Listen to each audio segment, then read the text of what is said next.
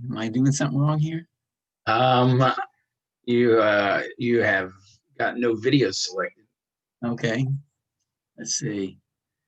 Live. How do I get the start video? Ta-da. There you You go. can tell I'm retired. I don't do this very much, Chris. There's a very bright light above your head. That's okay. I'll move it. I'll turn it off. And Oh, that's a little better, maybe. hey, Ralph. Hi, everybody. We're just getting everybody coming in and settling down. Hey, Gary, Sure. David, Nick, we solved it.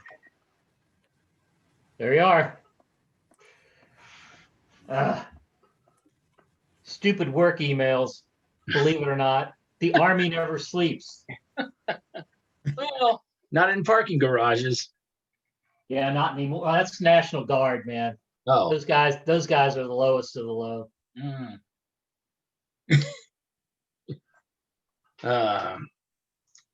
All right. Let's give it a. So, Ralph, I'm glad you could make it. Yeah, definitely. Um, Thanks for having me.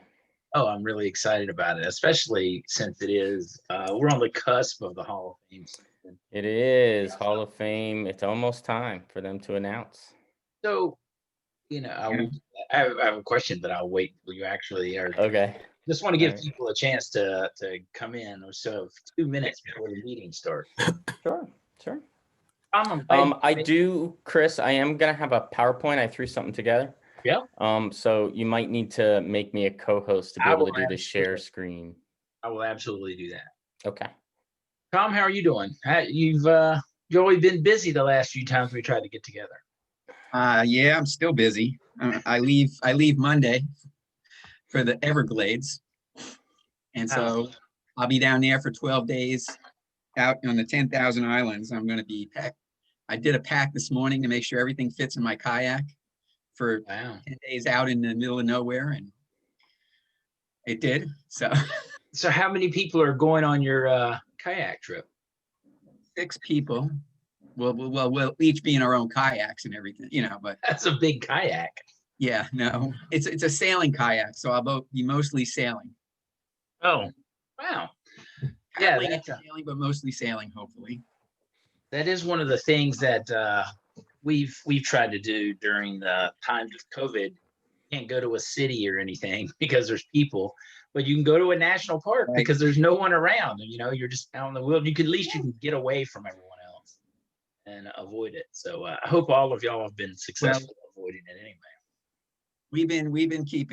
We're in quarantine now. Everybody on the trip got tested and went into quarantine as of Wednesday. So we'll all be at least safe as much as we can going into the trip. Does that make sense? Yeah. But yeah, we've been doing, the other thing is my wife and I bought a used RV last fall.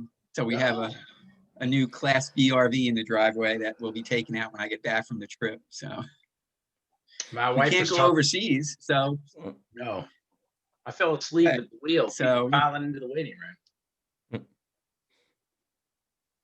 but yeah, so That's gonna be we'll be exciting. doing that when I get back. Yeah. Here's- Got to keep busy now that I'm not working. Yeah. Oh, that's I don't think I'll have any trouble keeping busy whenever I'm not working. So Yeah, there's always more baseball cards to sort. I hear you.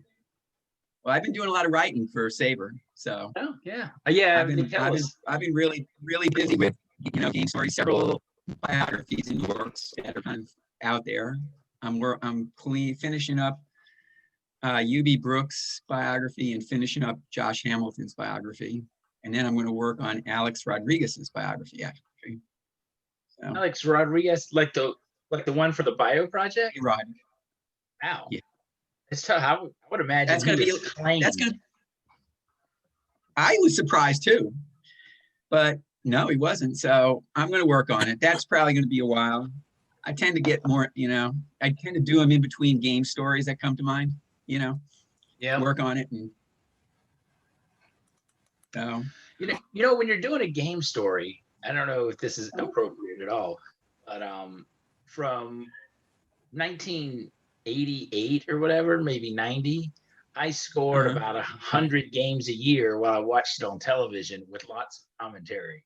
So I don't know if you always are able to find something. If you're doing one, let me know. Maybe I have a game where I scored and made some comment Okay. like this guy was actually safe.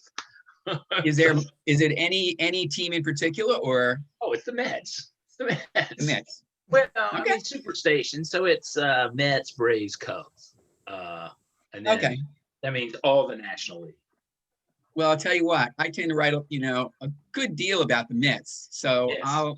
I'll keep it in mind. And if I've got a game, I'll send you the date. And if you got it, I got it. And then maybe I have a comment. Maybe, I mean, plenty. I mean, I've got 150 games for a decade. Okay. A lot of games. And so it's fun when you go back and look at them to see if anything amazing happened in them. Sure. Not very often. I think the one I have been to was where somebody hit for the cycle. Okay. I kind of Well, feel the next game I kind of feel like that. Okay.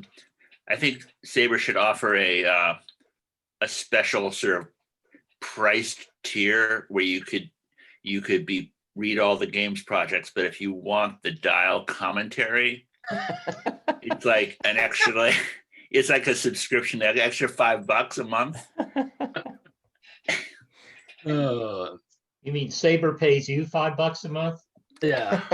So that is, I mean, yeah, probably you had to listen to that. But I think that's a big pile. People still coming in a few minutes. A couple of things I did want to do before we start with Ralph. You can join if you're and is check your SABR membership, your renewals. We have some kind of mix of people that are on annual, so you make sure you join every year, and people that are on day of the year renewals. So make sure your renewals are up on that. Obviously, if you got this email, you probably are currently a member, but you want to make sure that you got that. SABR Day is next weekend.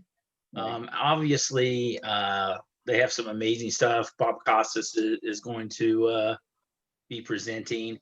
And if you checked your mail today, the SABR Baseball Card Committee has an event tomorrow of Hank Aaron through baseball cards. So if you don't know Jason Schwartz, it's really, really going to be an awesome thing to listen and see that presentation. So that is one of the excellent aspects of it. I inadvertently, and I don't know if y'all get this, I get the SABR baseball, the SABR Babe Ruth chapter newsletter. Does anyone else get that? Mark gets it, but he's the president, so thanks for being here. But anyway, I'm on their list. I think it was because I was on the board when it started, and so I'm on their list. And they do this really good thing in their, they send out an email of upcoming dates, events, and it certainly would be great if we could be more consistent. Certainly, it's hard to do in the COVID times and job changes, things like that. But it is something I want us to try to say, okay, once a month, and I don't know if it can be once a month, say once a month or whenever we try to have a standing date. I know like the Colorado chapter goes, we have pancakes every Wednesday. Sure, let's all have pancakes every Wednesday. I assume that fell down during COVID. At least I hope it did. But we should look into having some of those things. I have gotten several emails of people that wrote books. Ralph did not actually say I wrote a book. If you want to have me on, Mark and I met Ralph last fall, and I had actually already seen. I didn't know when I met Ralph that I knew who Ralph was. I had seen him interviewed on I guess Facebook maybe. I don't remember. I don't know. We tried to solve it, but I was like, oh wait, you're that guy. But you and I gave back-to-back presentations at the Cooperstown SABR meeting. I think that's what it was, is that you were doing your thing on the Golden Glove, Yeah. And then I did I think I read the Texas chapter of the book Yes. at the Cooperstown SABR meeting induction weekend. That's when it was. That's when it was. So I had we met, and so then we met again to have a catch at Jackie Robinson's grave in New York City last November, and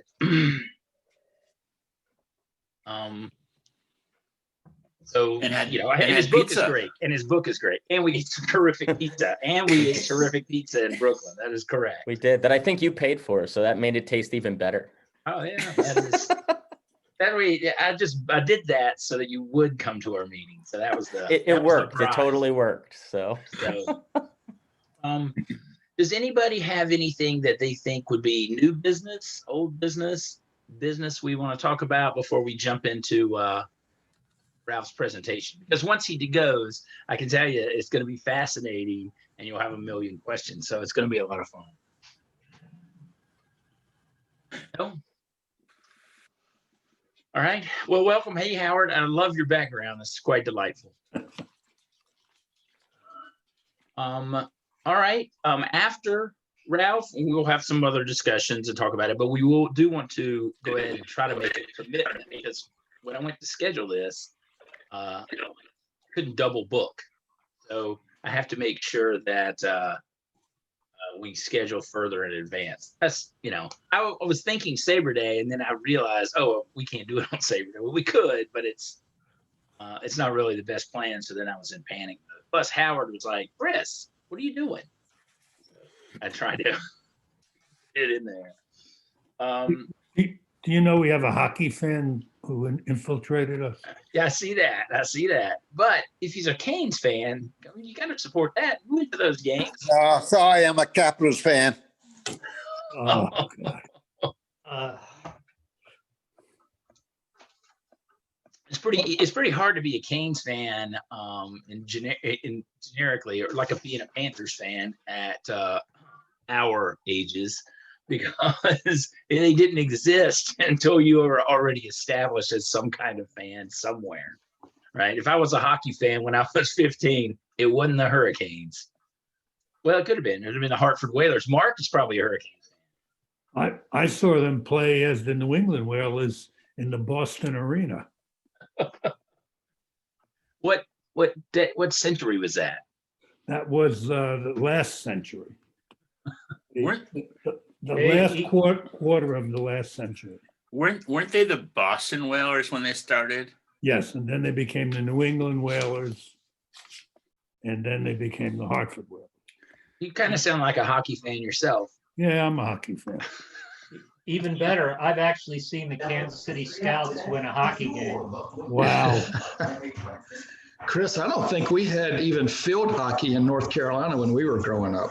The women's teams did. I don't think that started until we were in college. Yeah, it was. Somebody's got a TV on in the background. Mute that. That was me. Sorry, I was watching Hank Aaron. Oh, yeah. As long as it's the home run call, it's allowed. All right. There's no one in the waiting room, I don't think, so that's good. I'm keeping up with that. Forgot about it. But other than that, Ralph Carhart is going to talk to us. So Ralph wrote a book on the Hall ball he got in Cooperstown. I'll let him tell that part of the story. And he went around high level and tried to have a picture with everyone in the Hall of Fame that was alive or their resting place with the ball. And it really turned out to be a tremendous adventure. And so I hope y'all really enjoy it. Plus, it's just some amazing stories. Ralph? Thanks, Chris.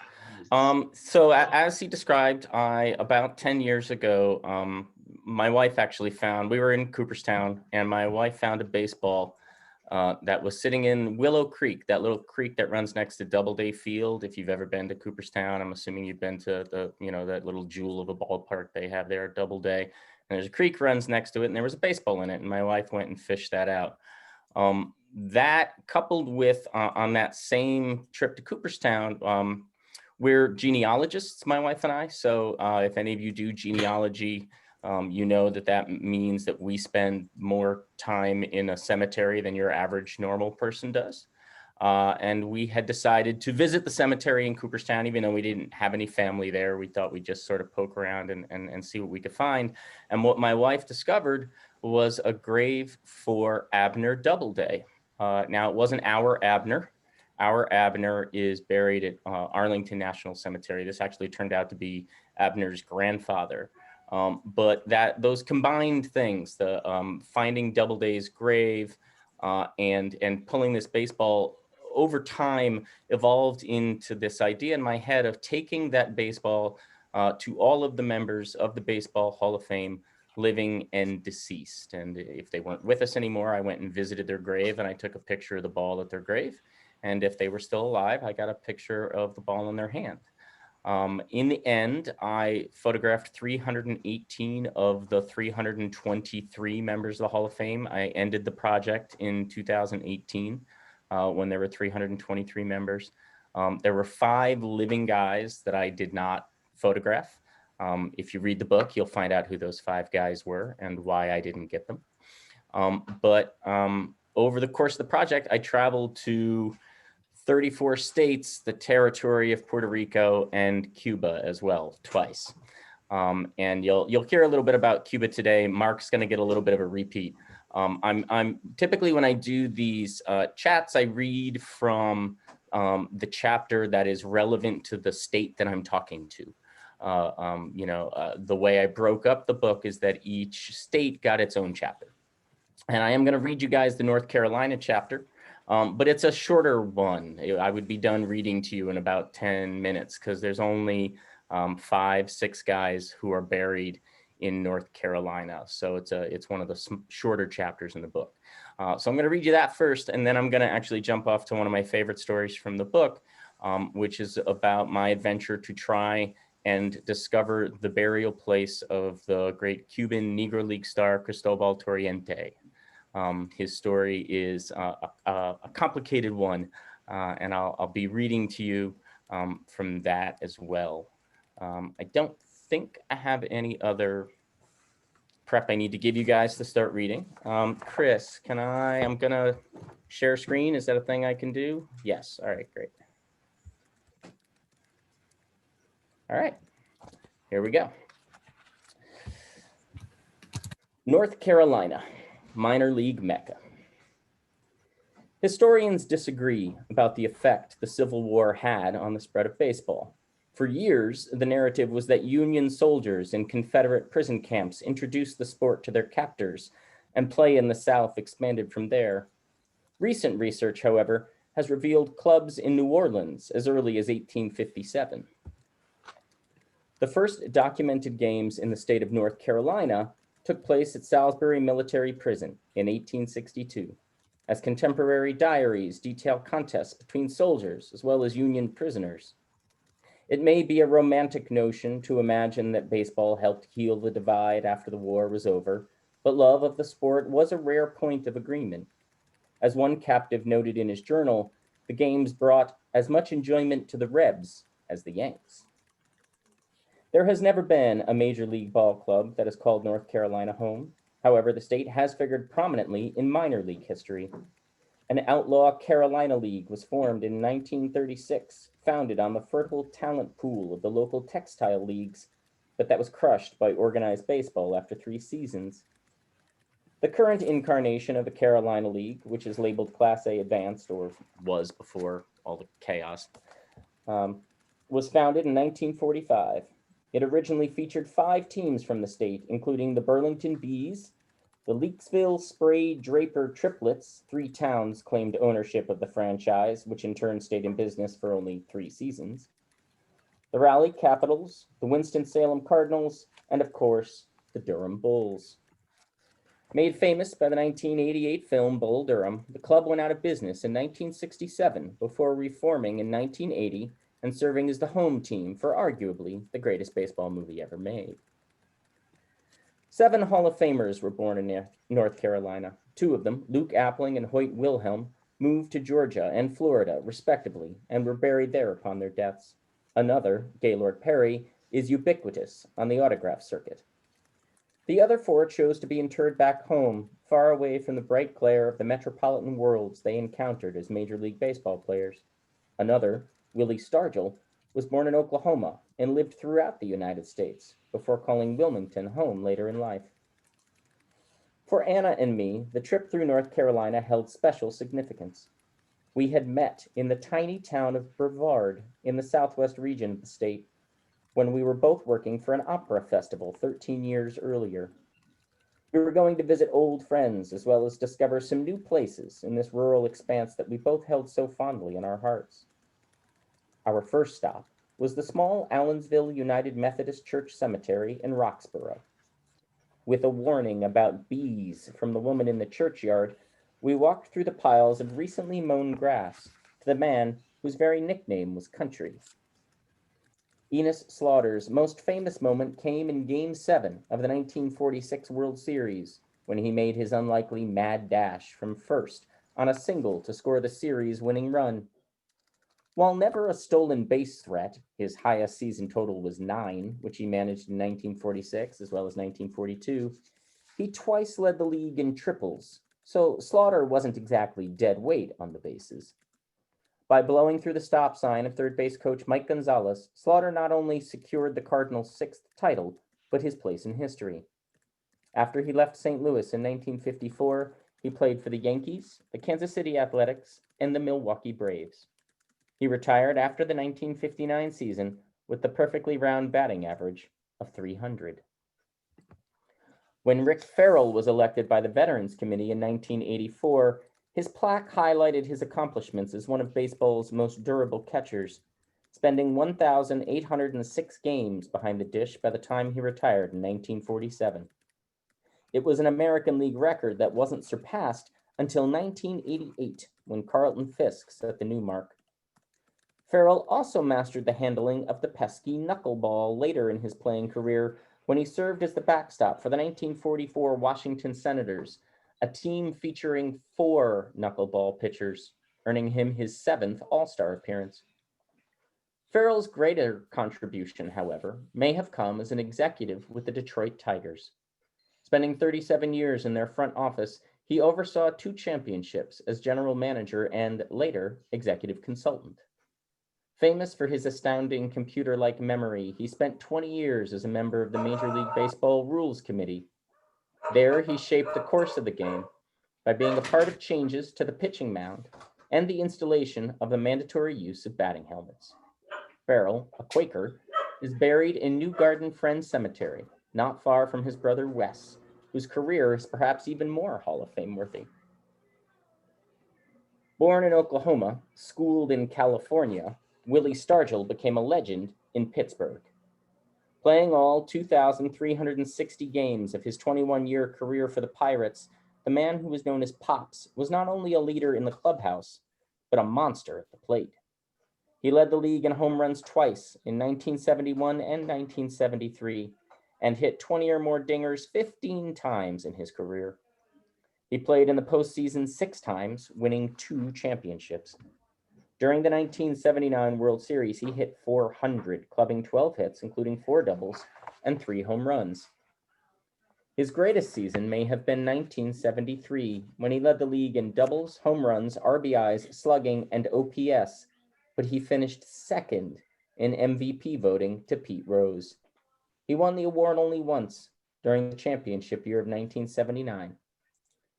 Stargell's grave represented the first time I was faced with a problem I had been fearing for some time, ever since I had to find the ladder to shoot Billy Evans in Cleveland. Namely, he was just too high up to photograph.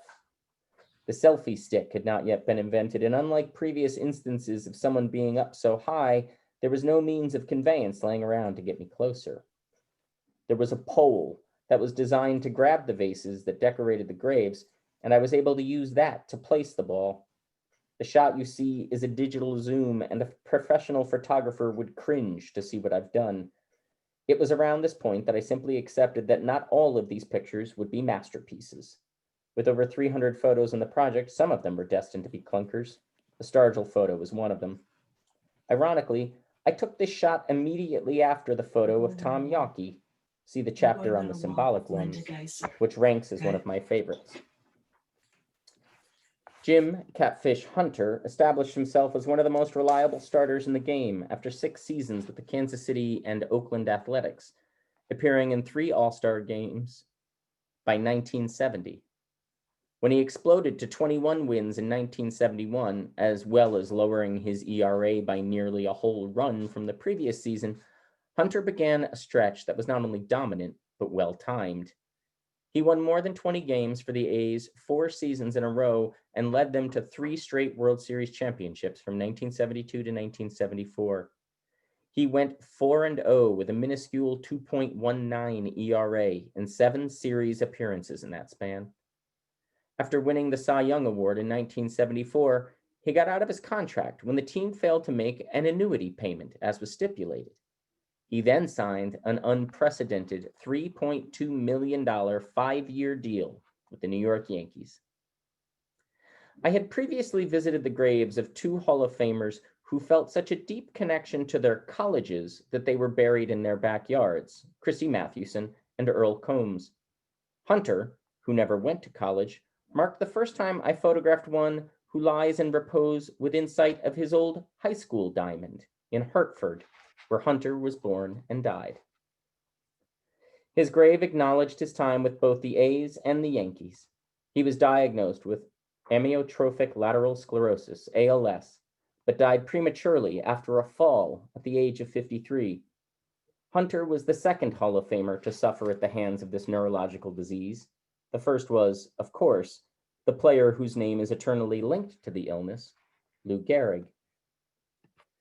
Coincidentally, the final Hall of Famer buried in the state was known as the Black Lou Gehrig. While this may have more to do with Walter Buck Leonard being a first baseman than any actual similarity in the playing style between the two men, there's no doubting that Leonard was a legend. He appeared in 12 Negro League East-West All-Star games, and Bill James named him the greatest first baseman in the history of organized black baseball. In 1972, Leonard and Josh Gibson became just the second and third Negro Leaguers elected to the Hall of Fame following the induction of Satchel Paige the previous year. It was only appropriate that he and Gibson, who played alongside each other for 10 years, were inducted at the same time. After all, another likely reason for Leonard's comparison to Gehrig is that Gibson was known as the Black Babe Ruth. Do you have anything from South Carolina? There are actually no Hall of Famers buried in South Carolina. However, I mentioned briefly that the next picture that I took was of Tom Yawkey, and it appears in a chapter I call the symbolic ones. Yawkey chose to be cremated, as did a number of different Hall of Famers. Probably about 20 Hall of Famers chose to be cremated. So since there wasn't a grave site for me to go and visit to take those photos, I decided to come up with a symbolic picture. I took the ball to a place that was representative of who those people were. And Tom Yawkey, when he died, he had his ashes spread over a nature preserve in South Carolina, Gwinnett Bay, South Carolina, which he used to own. It was his private preserve. He used to go hunting there with Ty Cobb and Ted Williams. And he gave the territory, gave the land to the state, and it's now a nature preserve that people can visit, but it's really hard to get on there. It's only open about 6 months a year, and you have to take a ferry to get over there, and you have to reserve the ferry months in advance.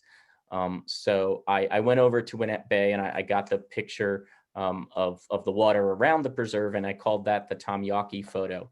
But there are not any Hall of Famers actually buried per se in South Carolina. The other mention that I give South Carolina in the book is that when I was traveling from, I went from Georgia over to Yawkey's Nature Preserve, and on the way I stopped in Greenville, and we spent the night in Greenville. We saw a game, the Greenville Drive, and their little miniature Fenway that they've got there, and their little mini green monster, which is, if you've ever been there, you know, is right next door to the Shoeless Joe Jackson Museum.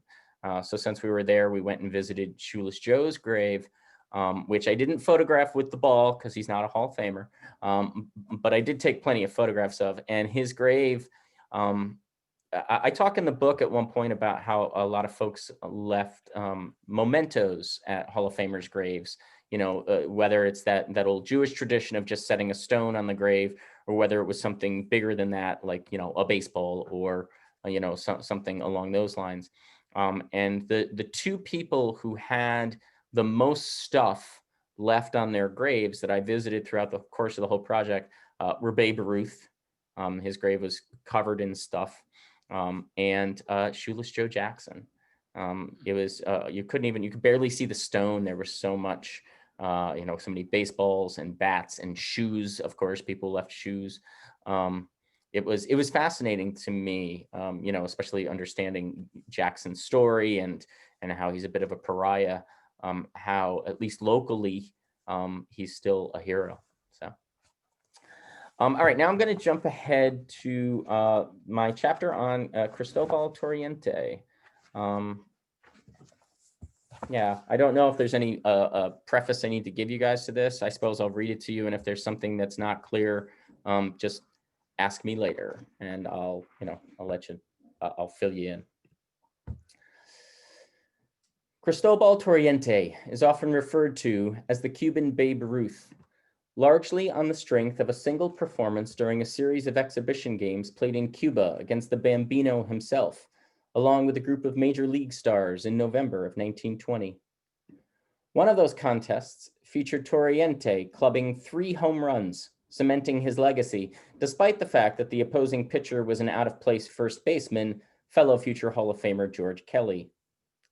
Tainted as that moniker-earning feat may be, there is little doubt that the giant of a man was one of the most prolific hitters in the history of professional Cuban baseball. 3 years before Ruth traveled to Cuba, Baseball Magazine called Toriente one of the greatest batsmen in the world. His dark skin and kinky hair guaranteed that despite all his talent, he would never play in the major leagues, even though multiple Cubans had already preceded him. As mentioned in the chapter on Cuba, there was something of a mystery surrounding the burial place of Cristobal Toriente. When I initially contacted Cuba Ball organizer Kit Krieger to explain what my needs were while I was there, he pointed out that he had been told that Toriente was not actually entombed in the monument to baseballists. He had been informed by Cuban sports writer Sigfredo Barros that there was no record at the cemetery of Toriente's body being buried there. The belief that Toriente is buried in Havana is largely due to a story from John Holloway's book, Blackball Stars. In the book, Toriente's former teammate, Rogelio Crespo, recounts the tale of Toriente being disinterred from his burial site in New York City, draped in a Cuban flag, and brought back home to be given a hero's welcome. The action was overseen by none other than Colonel Jaime Marine Imantes, aide-de-camp to dictator Fulgencio Batista, and officially Cuba's Minister of Sport. When I spoke with Barros, he emphatically denied that ever happened. According to him, none of the still living old-timers who were boys when the body was transferred could recall any pomp and circumstance with his repatriation, and there was not one shred of documentation in the office of the Cementerio de Cristobal Colon to indicate that Toriente's body was ever, in fact, brought to the cemetery. As far as they knew, Toriente was still in New York City, where he died. When I returned home from Cuba, I contacted the New York City Department of Records and obtained a copy of Toriente's death certificate. From that, I learned that he died at Riverside Hospital in the Bronx. Located on tiny North Brother Island, completely removed from the mainland of New York City, Riverside was a sanitarium for infectious disease. Its most famous resident, who was there concurrently with Toriente and who died just 7 months after he did, was Mary Mallon, infamously known as Typhoid Mary.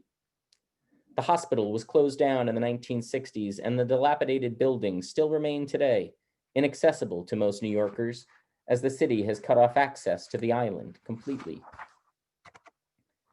Toriente's death certificate details that he had originally checked into the hospital in July 1937, suffering from pulmonary tuberculosis, and that he died on April 11th of the following year. The certificate explains that his body was to be claimed by his friend and fellow Cuban ball player Ramiro Ramirez and was being prepared by A.R. Hernandez, a Harlem-based undertaker. The mystery deepens when one looks at the bottom of the page. Next to place of burial, it is clear that his original destination was City Cemetery, but that was crossed out and replaced with Calvary Cemetery. The public burial ground on Hart Island is more commonly known as City Cemetery. Not far from where Toriente died on North Brother Island, it is a potter's field in the eastern Bronx cluster of Pelham Islands. The island has served multiple purposes since it was first purchased from the local native population in 1654. It has been the location of a city prison, a sanitarium, a reformatory, a Civil War prison camp, and, during the Cold War, a missile base. It was after the Civil War that the city first started using it for burials of the indigent and unclaimed. It was here that Toriente was originally destined to spend eternity. That was when the Archdiocese of New York intervened. There is only one Calvary Cemetery in the 5 boroughs, and it is located in Queens, just on the other side of the Queensboro Bridge. It has already been mentioned in these pages as Hall of Famers Wee Willie Keeler and Mickey Welch are buried there. My first call to the cemetery left me stymied, as officials claimed to have no record for Toriente whatsoever. After pushing a series of other failed leads, I called again a few months later. This time, the person on the other end of the phone was able to confirm that Toriente was indeed buried there. The initial confusion came from a number of errors in his cemetery record. His name is listed as Christopher. His birthplace is noted as Puerto Rico, and the actual birth date differs, and the actual burial date differs from the date listed on the death certificate. Despite these inaccuracies, enough of the facts lined up that it was clear that this was the same man I was looking for. In April of 1938, Cristobal Toriente was buried at Calvary. While able to confirm his burial, cemetery officials remained unable to find any evidence that the body was ever exhumed. According to their records, Toriente is buried in Section 39, a large expanse owned by the Archdiocese that they use for charity burials such as Toriente's. Most of the graves are communal, with multiple burials in each plot, and his is no exception. As a result, it would take nothing less than a government action to open up the ground, identify and remove him from the tangle of other burials, and then have his body shipped internationally. It was possible to argue that the records of Cristobal Colon did not weather the revolution and were lost. Calvary, however, claimed to have accurate books dating back 150 years, and they could find no mention whatsoever of his exhumation taking place, an action that would likely have produced no small amount of paperwork. I had become convinced that Toriente was buried in Queens. The story of his disinterment and heroic journey home were mere propaganda. After all, propaganda was perhaps Batista's greatest weapon. Once I felt secure in that belief, I decided that I did not need to rush taking the picture. I was hoping I might be able to get a marker placed before I finished the project. I reached out to Jeremy Kroc, and the two of us began to get to work on the cemetery. Again, because it is communal, it is more complicated to get a stone placed there. None of the thousands of burials in Section 39 have stones. We knew it was unlikely they were going to allow an isolated one for an old ball player. It was during this period that I received an email that forever changed the path of the Hall Ball. It was from Corey Kilgannon, a reporter with the New York Times. He had received a letter from Tony Melito, good old Tony, the previous year, extolling the tale of the Hall Ball. At the time, Kilgannon had filed it in his to be considered later folder. With the approaching postseason, he had decided that it was time to reach out to me. He wanted to know if I had anything local going on with the ball and if he and a photographer might be able to join. I told him the tale of Toriente, and I could tell right away that he had found his lead. On a chilly, late September morning, we went to Calvary. I asked the cemetery to mark the location with one of the flimsy plastic temporary crosses they use to identify unmarked locations. Of course, they used the name they have on record, Christopher. As I squatted down to take the photo for the project, the photographer from the Times squatted behind me, taking another photo that would ultimately be published in the paper. Every time I look at that published photo, The meta-ness of the picture in a picture strikes me as surreal. The attention the Hall Ball received after the Times article was tremendous. I had people reaching out to me from all corners, all of them expressing their support. I had always been prepared for some sort of backlash about the project. People are funny about death and cemeteries. I was certain someone would think me a ghoul or at least a little creepy. Now that the ball was receiving large-scale attention, the odds of this occurring certainly increased. Instead, the encouragement was universal. I was hoping that the Times story would inspire the folks at Calvary to assist Jeremy and me in placing a monument near the section where Toriente was buried, if not directly on his grave. They had done something similar for Lorenzo da Ponte, librettist for Mozart, whose own burial was a bit of a mystery. Da Ponte sports an impressive stone filled with the details of his accomplished life. It is on the edge of his section, lining the road, and technically does not rest on any grave. Croc and I have made multiple requests to Calvary, but as of this writing, they have largely gone unanswered. A little more than a year after the Times article was published, I received an email from a Cuban filmmaker named Yasel Porto. Yasel was well known in his homeland as the host of 3 television shows, including one called Baseball de Siempre. He is a member of the selection committee of the newly revived Cuban Baseball Hall of Fame, and he is working on a 9-part film about Cuba's role in American baseball. Part of the story he is telling in his film is that of Toriente. He had read the interview in the Times, and his research for the film turned up something that he urgently wished to share with me, something that could not be more surprising. He had discovered Toriente's body at Cologne. In fact, because of the ossuary practice of burial, he had held what he believed to be the man's very bones. Porto contacted me because he wanted me to be a part of what we all hoped would be the final resolution to this mystery. He had enlisted a forensic expert who was conducting tests on the remains. He was firmly convinced that he had found the Cuban Babe Ruth, and he asked me to return to Cuba to share his findings. How could I refuse? In Havana, I met with Porto, as well as Ronaldo Cruz Diaz, a young photographer who was rapidly rising in the ranks of Cuba's vibrant baseball journalism scene. Cruz Diaz and I had met on my first trip, and he was a huge help in finding me housing this time around. Ronaldo was one of a small handful of Cubans who were members of SABR, and he had managed to secure visas to the United States for induction weekend the previous 2 summers, no simple feat in the still complicated political situation between our 2 countries. We had connected each time, and I considered him a friend. On my first night back in Cuba, Baseball de Siempre hosted an event celebrating the career of superstar Carlos Taveras, who had retired the year before. In a bizarre twist that proves not only just how small the island of Cuba remains, but also how deeply baseball runs in Cubans' veins, before the event, Taveras' mother revealed to our band that she was the granddaughter of Toriente's niece. Sadly, it was not a close enough relation for either Cuban or American science to be able to do a DNA match from the skeleton that Porto believed to be Toriente's. The line was not direct enough to be conclusive. Our search for a more direct connection had been fruitless. We pursued other scientific avenues as well.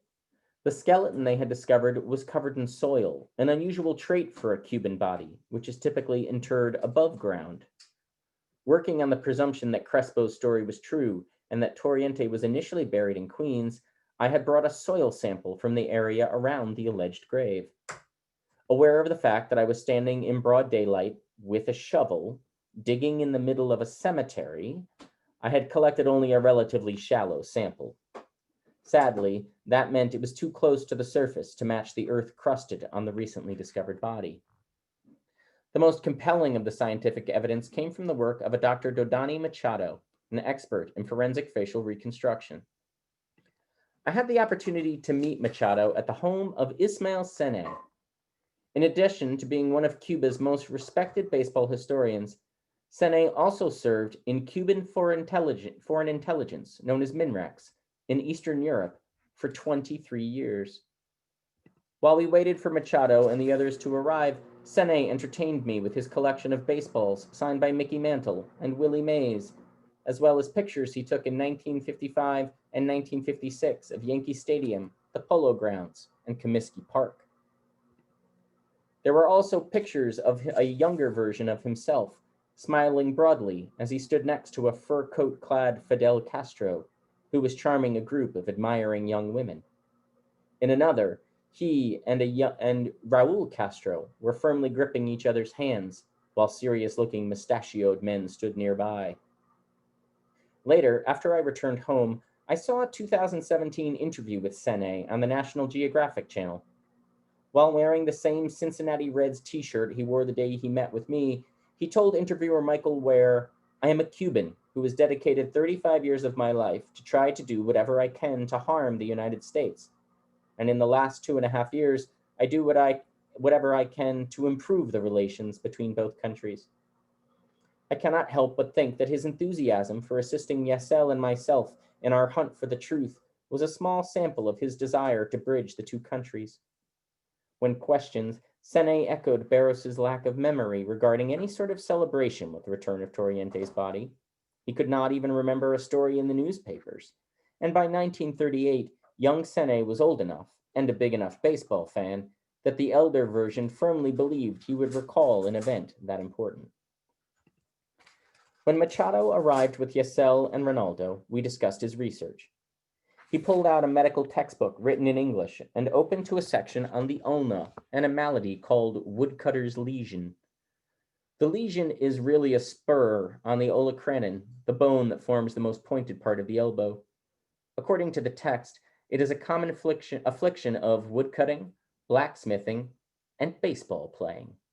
Our skeleton had such an injury. He also showed me a detailed computer reconstruction in which the face of Toriente was overlaid on top of the skull they had discovered. To emphasize his point, he reached into his bag and pulled out the skull itself and placed it in my hands. It was an intense moment, and I was awed. Machado's driver jokingly commented on my reaction, asking if I was frightened about holding a man's head in my hands. I explained that my reaction was not motivated by fear, but reverence. I had visited hundreds of dead ball players by this point, but this was something else entirely. I pondered the moment while Machado continued to explain the reconstruction, the expanse of the skull's nasal cavity, the distance between the eyes, and the slight lift on the right side of the mouth did seem to be a precise fit when placed next to Toriente's photo. As with much of the other evidence that had been collected, it was compelling, but not exactly irrefutable. Forensic facial reconstruction is considered to be a questionable science, and many courts will not even allow it to be submitted as evidence. I had hoped we would find something incontrovertible, but ultimately, the smoking gun was never located. By the time I left Cuba, I had come to believe in my gut that he had somehow, despite the records of Calvary, been brought back home. But I could not in good conscience say that I was 100% certain. Before I left, Porto and Sene accompanied me to Colón Cemetery, where I once again visited the 1942 monument to baseballists, the one featuring the crumbling pelotero. On my previous visit, I had admired this monument, but I had not photographed the ball there because I had been led to believe that Toriente had been interred in the 1951 incarnation. It turned out to be this earlier one that was housing his remains. I staged the ball and took the shot. Uncertain what I believed, I decided the project was going to include both the photo of the unmarked spot in Calvary and the formerly glorious tribute to Cuba's greatest heroes. I still wasn't done. Porto's research into Toriente had revealed another surprising fact. Jose Mendez, whom I thought had no questions in regards to his burial, was also not in the 1951 monument. Porto had learned that virtually no baseball players were buried there. He believed that Mendez was entombed nearby in the family plot of Mendez's friend Agustin Tinti Molina, who was himself a catcher, first baseman, and manager in both the Cuban and Negro leagues. Porto had been working on getting his remains moved from the crypt and placed in the monument with Toriente's, but as of my visit, Mendez was still buried with his old friend. When I left Cuba, I had more questions about Toriente and Mendez than I did when I arrived. Despite that fact, I had been able to dig even deeper, not only into Cuba's baseball history, but by meeting Porto and Sene, as well as reconnecting with Cruz Diaz, into Cuba's baseball present. These were the men, young and old, who were keeping the story alive for the current generation of Cuban fans who are witnessing many of their greatest stars flee to foreign lands before joining the major leagues. To me, their passion for the stories of yesterday and their influence on the legacy of today is more than admirable, it's humbling.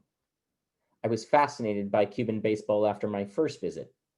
This return journey had taken that fascination and worked it even deeper into my bones, as lasting as the spur on a woodcutter's elbow.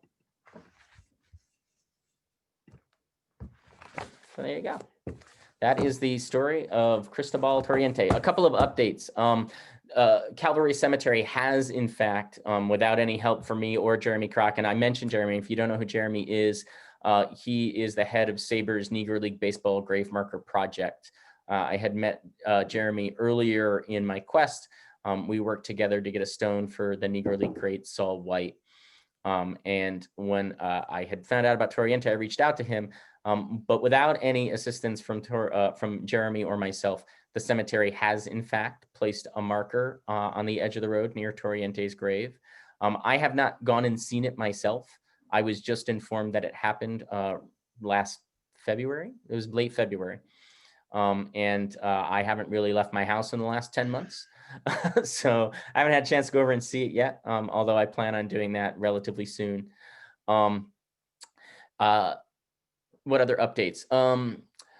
Yesel Porto no longer has those 3 television shows and is no longer a member of the Cuban Baseball Hall of Fame Selection Committee because he was too critical of Cuban baseball's commissioner one too many times.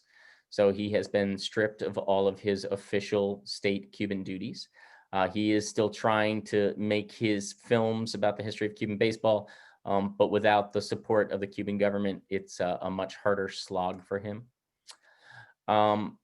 Ismael Sene, last year, as we all know, was an absolutely terrible year for baseball, not just because we got this sort of mutated half season sort of thing, but we lost an unprecedented number of Hall of Famers, a trend that seems to be holding fast in 2021.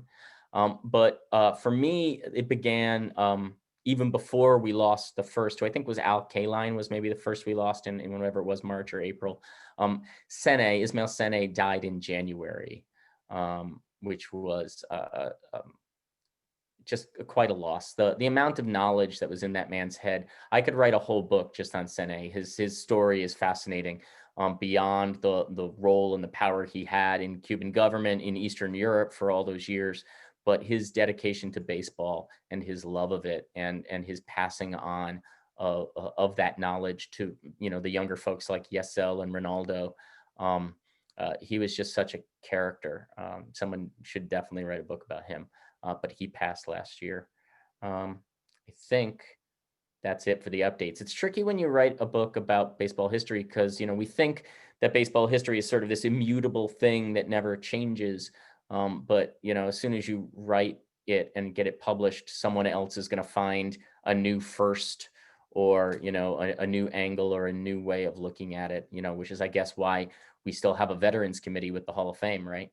Because history is not immutable. It is always changing and growing, and we're always learning more about it. So it's fascinating to me as I do these readings and I go back and read these. I mean, this book was published in June. It's 7 months old, and there's so much in it already that is out of date. It's fascinating.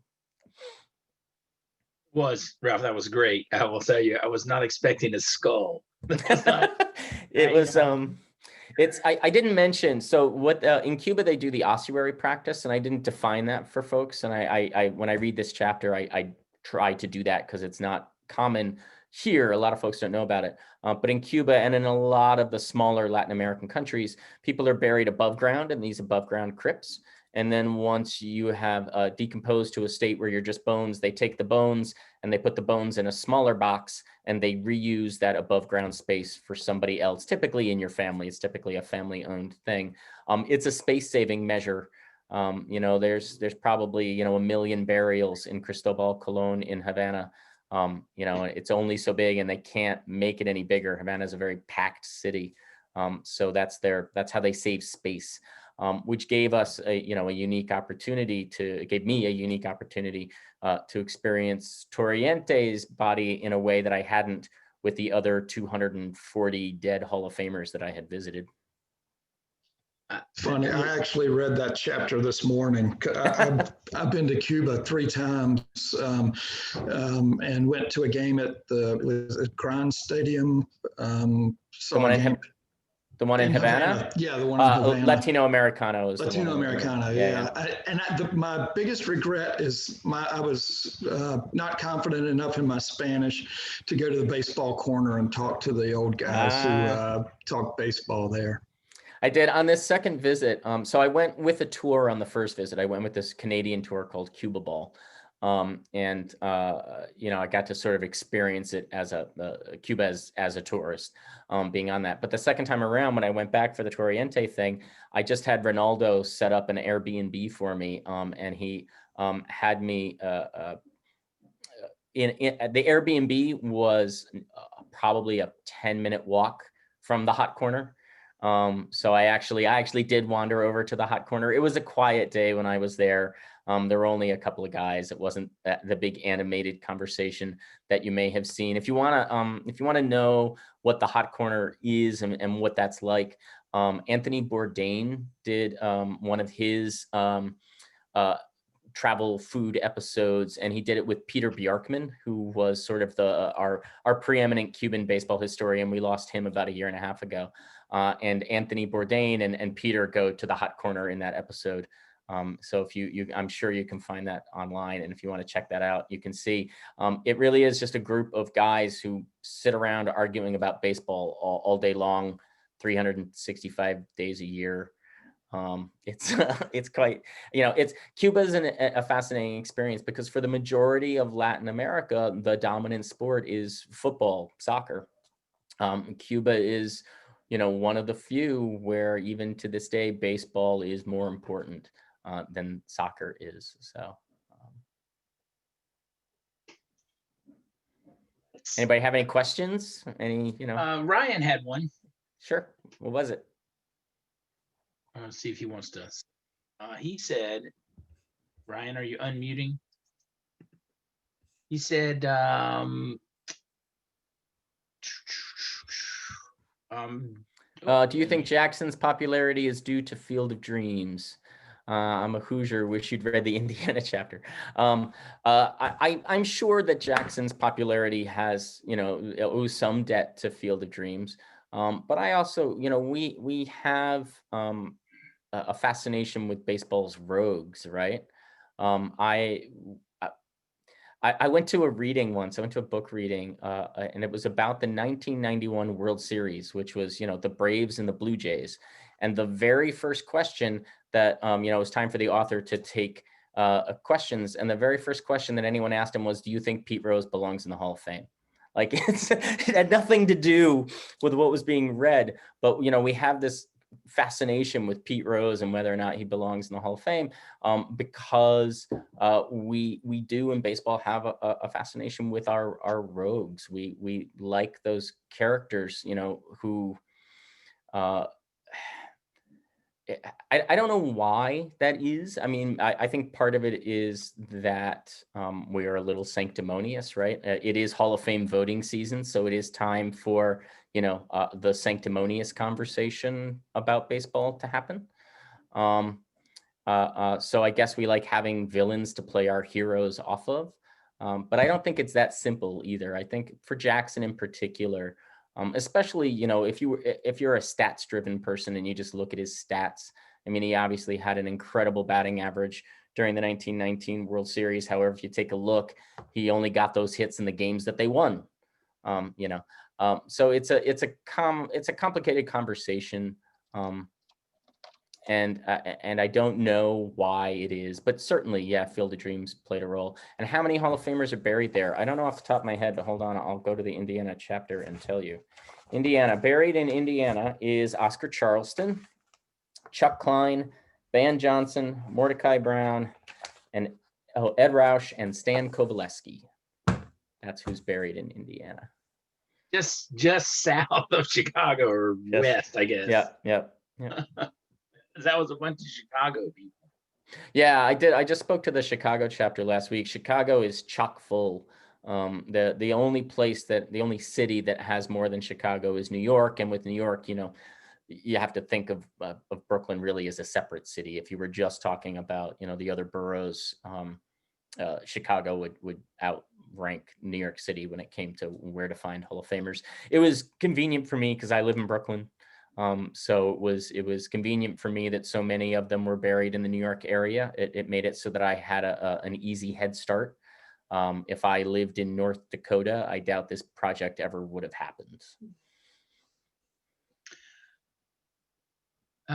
Does anyone else? Obviously, I have thousands of questions because I talked to you. I got to tell a story. Do you have a question? Hold on, let me tell a It's story. not a question. It'd be Let me just tell like you a a SABR story. convention. My dad went to Enos Slaughter's funeral. Oh, really? Yeah, my dad grew up in Eastern North Carolina, and the Cardinals were his favorite team, and that's sort of our family thing. And he just decided he was going to drive up to Roxborough. So he goes and he finds the church, and they had overflow, of course. And Dad sat in the overflow in another building with folks, and he said they started late because, as you found out, Ralph, it is out in the middle of nowhere. It really is. and the Cardinals had sent Stan Musial and Lou Brock. They had flown into Raleigh-Durham Airport, and then the driver got lost. So they delayed the funeral until Musial and Brock got there. It's there were definitely, I went to, I think it was over 200 different cities and towns over the course of this project. It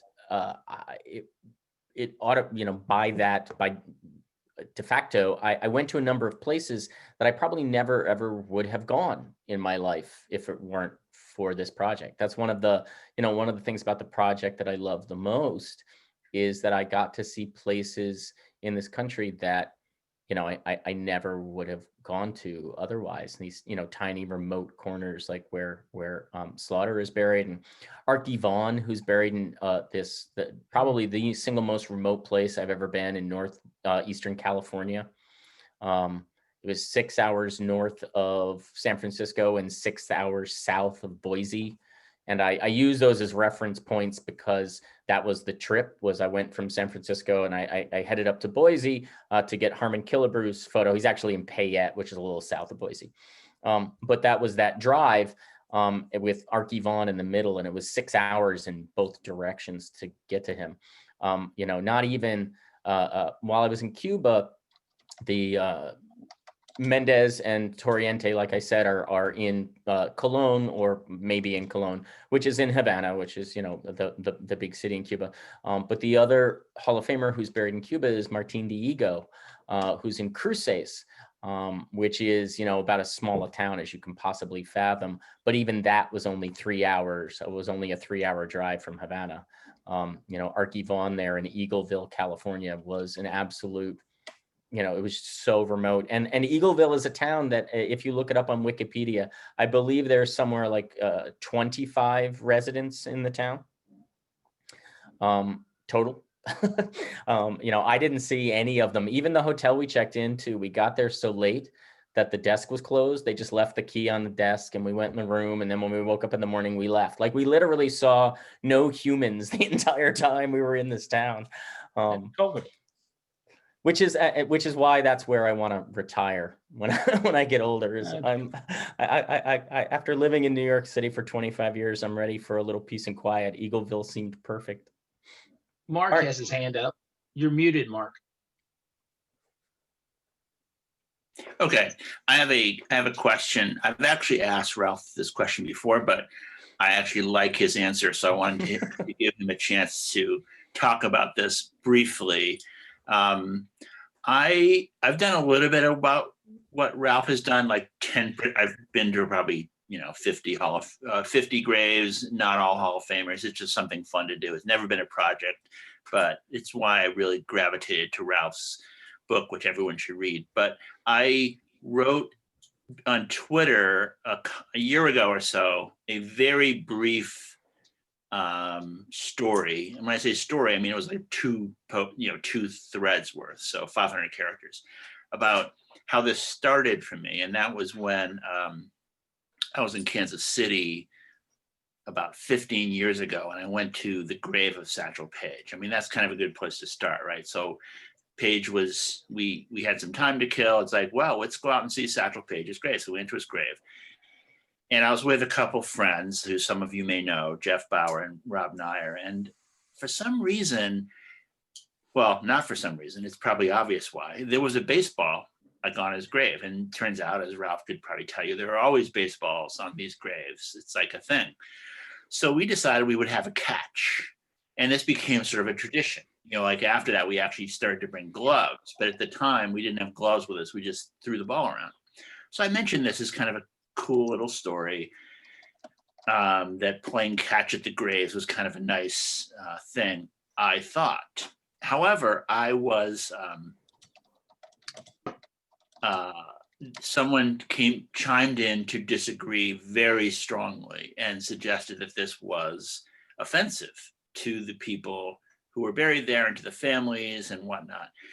And I'm not I not consider myself a particularly good arbiter of what's offensive and what isn't. So I just decided, okay, well, maybe he's right. I don't actually know if it's offensive. I've never had a family member that people wanted to visit their graves other than people in the family. So I want to throw that out to Ralph, who has had much more experience than me in this area, about whether he has ever had any feedback from family members to suggest, like, you know what, just leave my ancestor alone. And the short answer to that is no. As I mentioned in the chapter I read to you guys, I was always prepared for there to be some kind of pushback, for somebody to be offended by the project, because, you know, graves are sacred spaces. And I did have a little ritual that I did with each visit. Every time I went and visited a grave and I took the photograph, I then took the hall ball and I threw it up in the air a couple of times and I caught it. And then I said, thank you to the player. And in the grandiose imaginings of the fantasy of my head, you know, I was in essence playing catch with that player. That was the little ritual that I created in my head. Over the course of the project, I actually had a chance to meet a number of family members. I got to meet Turkey Stern's family. I got to meet Ty Cobb's granddaughter. I got to meet Martin Dihigo's son. In fact, when I was in Cuba and visited Dihigo's grave, his son came with me to the grave, and we literally played catch by his father's gravesite. None of the family members that I met along the way were ever offended, and all of them thought it was a cool, fun thing. Now, you know, they're not a monolith. I'm sure there's some that would be offended by it, but none of the ones that I spoke to were. Everybody seemed to really be behind it. And I will say this, you know, and if you get the book and you take a look, you will see the full gamut of the kinds of graves that Hall of Famers have. And some of them are very small and very subtle and don't say anything. You know, some of them are just their name. Some of them, you know, Pud Galvin was just essentially his initials and his last name. When I started the project, I actually was successful in getting a new stone for Pud installed over the course of the project. But some of them are very small and inconspicuous, and then some of them are gigantic, like Satchel Paige's, who Paige had got a new grave, I think a new marker. I think it was probably about 10 years ago. His stone at first was very simple, and you can still see his original stone. If you're ever down in Kansas City and you go to the Negro Leagues Baseball Museum, they have Paige's original stone there, which is just his name and a question mark and then his death year, the question mark in place of his birth year, because, you know, Satchel loved to run that joke as literally into the ground. But that was replaced probably about a decade ago, and he's now got this gigantic 3-tiered thing that, you know, essentially has his lifetime stats on the front and the back. Same if you just go across the state over to St. Louis, same thing with Cool Papa Bell. Johnny Mize is another one, Sam Thompson. Like, their families installed stones that had every single detail about their baseball career that you could possibly squeeze on a piece of granite.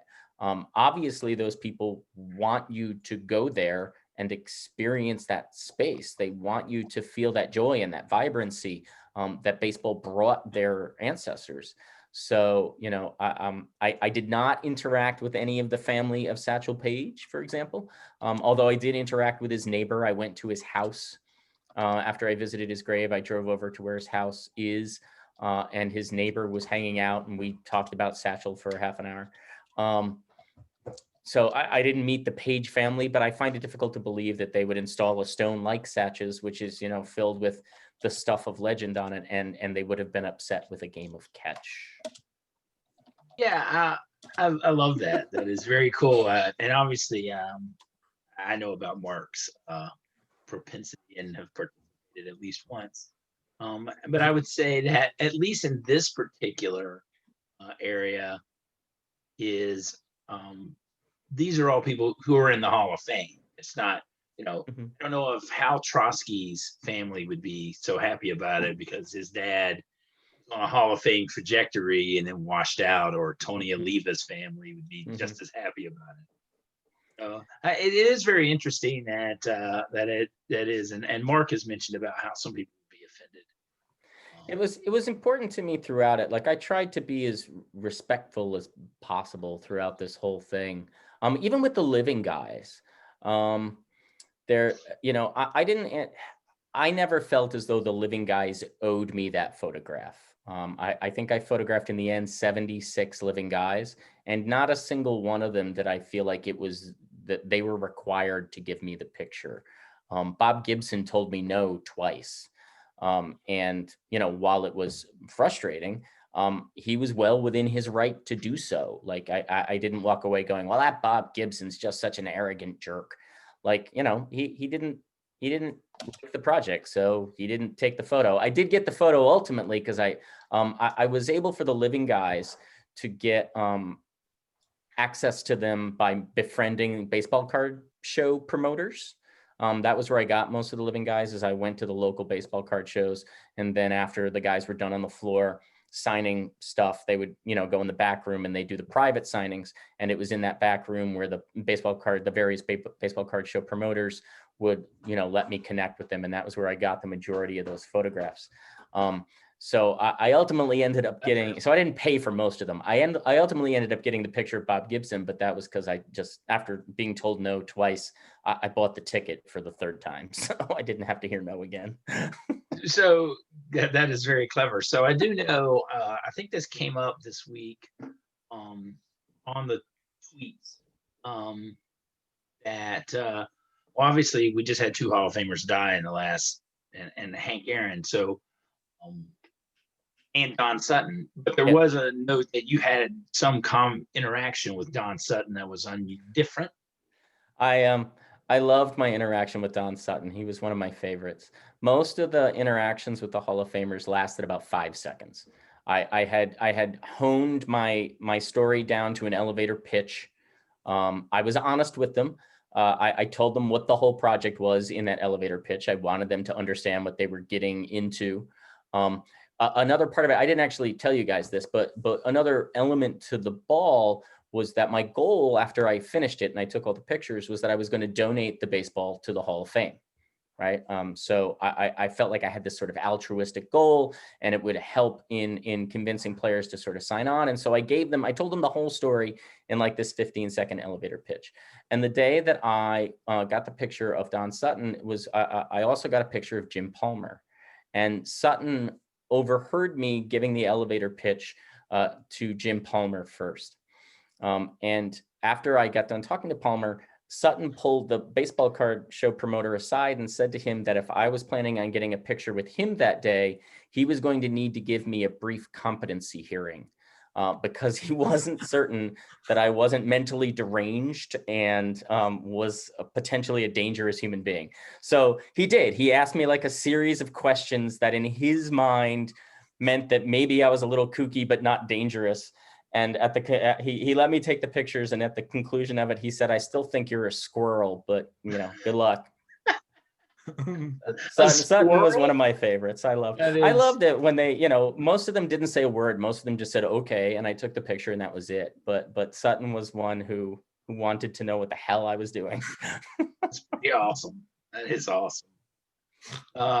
So Howard, anything? Tom? You're muted, all of you. Still muted. And you're still muted. Unmute. I was wondering, you answered the question, if you had interactions with the families, 'cause Yeah. It was great. How supportive they all were. They all thought it was really neat. Yeah. So, that was very encouraging. The first family I really talked to about it was Turkey Stern's family. I met them. I was at the Jerry Malloy Negro League Conference in Detroit that year. And it was Turkey was the central figure for the conference, and his family was there, and I got to tell them all about it, and they loved it. So it was no one seems to have been bothered by it. No one was offended. Well, sort of. I guess there are 5 people. Well, there Or were 5 offended. people. Well, and I will say this: so there were 5 ball players that I never photographed, but I never actually spoke to those 5 ball players. They were 5 ball players who don't do the baseball card show circuit. So, I didn't have that typical access to them. I went to induction weekend every year for 8 straight years to try and get close to these guys. And even if they were there at induction weekend, they basically hung out at the hotel the whole time until it was time to go do the things. And then they went back to the hotel. So I couldn't get to those guys either. But none of the 5 that I didn't get actually ever told me no. In fact, I'm not certain those 5 even knew I was trying to get a hold of them. I went through the various teams. One of them was Willie Mays. I spent a year and a half talking to the San Francisco Giants to try and make that happen. And I got a lot of, well, let's see what we can do. And maybe if you're at this place at that time, and it never worked. Another one was Nolan Ryan. And again, I communicated in depth with not only the Houston Astros, but the Ryan Foundation. To try and get access to him that way. And I went all the way down to Florida for spring training one year because Nolan Ryan was going to be at Astros training camp for 3 days. So I timed the trip to be there purposefully for those 3 days. And I had sent emails with the press guy for the Houston Astros, and he had said, well, he's going to be around. Let's see what we can do. And I literally spent 3 days sitting in the office, sitting in the lobby of the Houston Astros offices down at their spring training camp until finally it got to the end of the 3rd day and there was still no Nolan Ryan. And I went up to the person at the desk and was like, I've been here for 3. Yeah. He's like, yeah, you're really starting to bother us. And he had security show me out. So, I don't know if Nolan Ryan ever even knew if I was there. The 5 white whales, which is what I call them, were just guys who aren't as accessible as the rest. And I tried all of the legitimate means that I could and didn't have any luck. So I got to the end and, so there's a little bit of a blessing and a curse to the project, right? In that it could, in theory, go on ad infinitum because they add new Hall of Famers every year. So I could just keep doing this forever. But I didn't want to do it forever. Part of it is that I wanted to get the book written and be done with that. But part of it is also that, I have to admit that, like I said, getting those, a lot of the living guys meant going to these baseball card shows and just sitting around for hours waiting for them to finish on the floor so that I could have my, 30 seconds with them. And after a while, it just stopped being fun. I was kind of hoping that things like the New York Times article would make stuff happen more expeditiously. And I wouldn't have so much wasted time. But it really was, a lot of just sitting around and waiting for them to squeeze me in for my moment. And it stopped being fun after a while. I didn't want to keep chasing these guys down. So I decided in 2018, that was the year I got the last of the deceased players, was in 2018. So I decided that I was going to, give it one more shot to try and get, I think it was I think it was January of that year that I got the last of the deceased guys. So I decided I was going to give it one more year. I was going to try and get the living guys that I could over that time span. And then at the conclusion of the World Series, I was going to call it quits and attempt to donate the ball to the Hall of Fame and be done with that. And it got to that point and I still didn't have those 5 guys. And I felt like I had done my due diligence, and I had no interest in pestering these guys to the grave. One of whom has now since passed. Tom Seaver was one of the 5 I did not get. That was the thing. When I talk about how I was always trying to be respectful with this, that was the other way I could have gone about it, right? These 5 guys that I hadn't gotten, I could just sit here. I'm only 48. I'm a lot younger than most of them. The only one that I didn't get who is around my age is Ken Griffey Jr. But the rest of them all had like 30, 40 years on me. So I could just wait. But that's when it felt like it went from being this respectful thing to something truly creepy. Then I felt like I really was just sitting around waiting for these guys to die. And that was not what I intended. So I got to the point where I just didn't have those 5 guys. And I was like, okay, it's an amazing number. 318 out of 318 out of 3. There is no statistic in baseball that if you pull off 318 out of 323 times, you're not successful. There was another book that came out this year that was another story of a weirdo like me on a quest, which was Brad Baluchian's Wax Pack. Brad opened up a pack of 1986 baseball cards and tried to find the 14 guys that were in that pack. And he got to 9 of them. There were 5 he didn't get to. Well, I missed 5 out of 323. So that was good enough for me. So what's the last induction class in your book? 2018. The very last one that I took a photograph of, the very last living guy that I took a photograph of was Chipper Jones. It was his induction year. And Chipper has a special place in the project, not just because he was the last living guy that I photographed, but because I didn't make this clear earlier, there are no signatures on the ball. I didn't ask for signatures from the players. I just wanted a picture of them holding it. I got no signatures over the course of the project. There were different reasons for this. One of them was purely logistical. There were 75 living guys over the course of the project. There's no room on a baseball to fit 75 signatures. The most signatures you're going to fit on a ball is 30, maybe a couple more than that. So I knew that I wasn't going to be able to fit them on there. But there were also larger ideological reasons. Part of it was that I wanted to, with the project, sort of unite the lesser known Hall of Famers with the greater known Hall of Famers, the older guys with the newer guys. And to sort of make them all one in a way that hadn't been done before. As soon as you put signatures, you've now differentiated it. The living guys have a different role in the project than the deceased guys, and I didn't want that. And then the other reason was just this, is that signatures are a commodity. Every one of those signatures is worth some amount of money. And I wasn't trying to make a commodity. I was trying to make an artifact. So in the interest of keeping that, more pure, and in fact, encouraging the baseball card show promoters to give me that access without having to pay for it, I just didn't want signatures to be a part of the project whatsoever. And most of the time, it wasn't hard. I handed the ball to the player and I gave them the pitch and just said to them, I'm not looking for an autograph today. I'm just looking for a photograph. Chipper Jones took the ball. And it was induction weekend, and it was that Monday. I don't know, have any of you been to induction weekend? Monday is a super special day if you ever get to go for induction weekend, because by then, most of the crowds have left.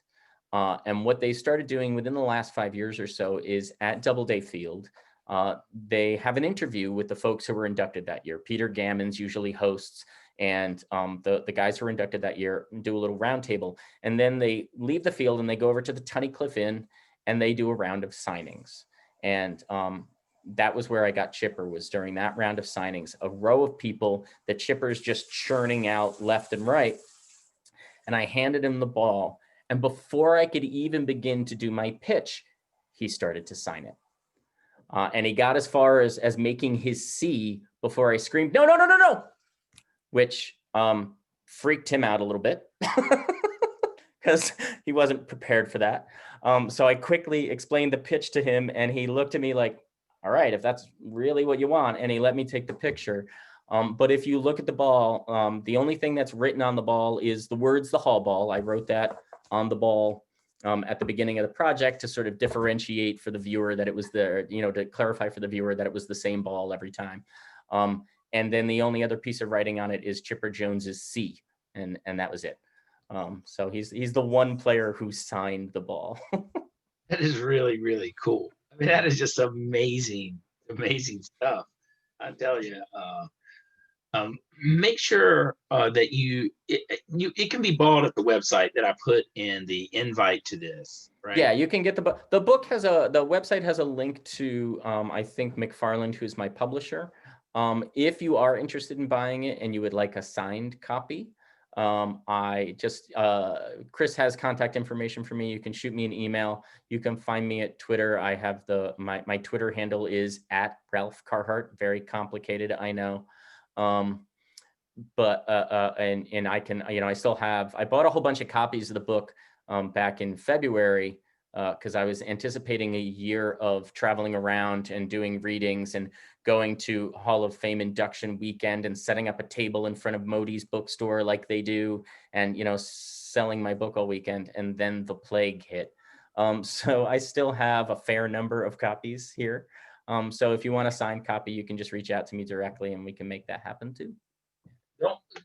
By the way, the time is going to come back, even if it's not this summer. I'm planning on doing because you will get rid of every book you have. I'm planning on doing as well. Yeah. I'm planning on doing a second launch. That's what I'm doing. I'm pretending that last year didn't happen, and once everyone's been vaccinated and we can go out again, I'll just pretend that's when it got published. Just came out. Yeah. And I'll do all the stuff that I was going to do then.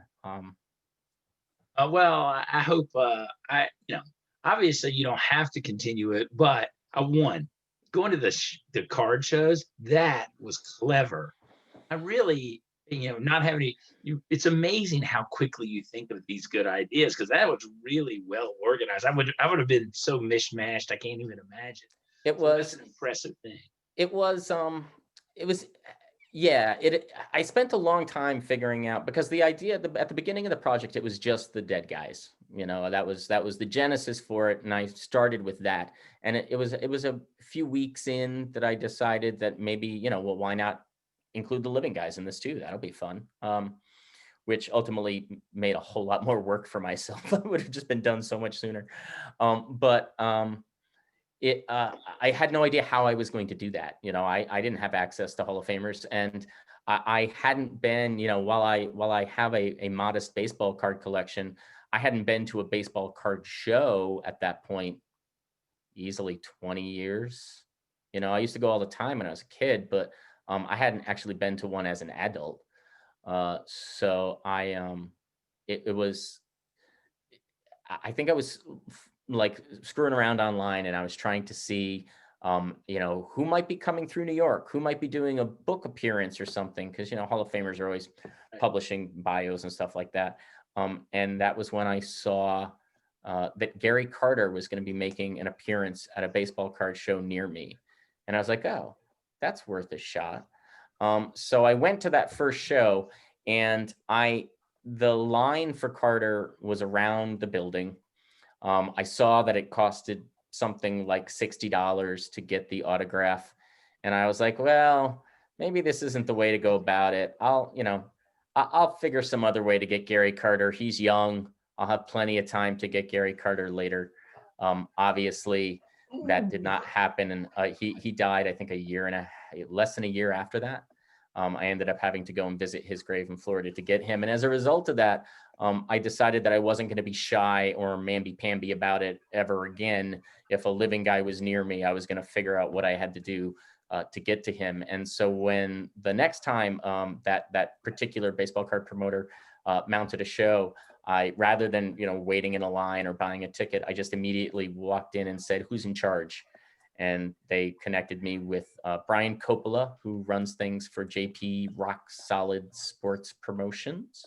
I think that's what their full name is. And Brian, and in fact, most of the baseball card show promoters that I worked with, you know, those guys are all collectors themselves. That's why they do this thing. So they were all super excited about the project and more than happy to lend a hand. Most of them. There was one promoter that by the end was just sick and tired of seeing my face, which is another reason why I was like, yeah, I got to wrap this up. I can't keep doing this ad infinitum because I'm starting to wear on them at this point. But most of them were just super helpful throughout the process.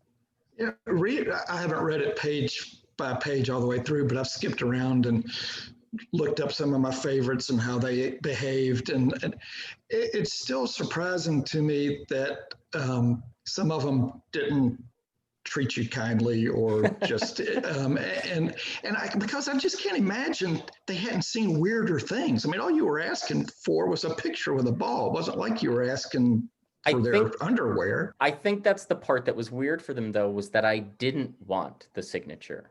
For these guys, you know, the signatures are a commodity, right? Every time they sign one of those things, $50. right? Every time they sign one, they're getting money. Well, they weren't getting any money out of, you know, taking my picture. So I think there was that element beyond the fact that it was just an unusual ask, you know, especially when because I did feel like I was obligated to tell them the whole story. Like I said, some people get a little weirded out by the cemetery aspect of it.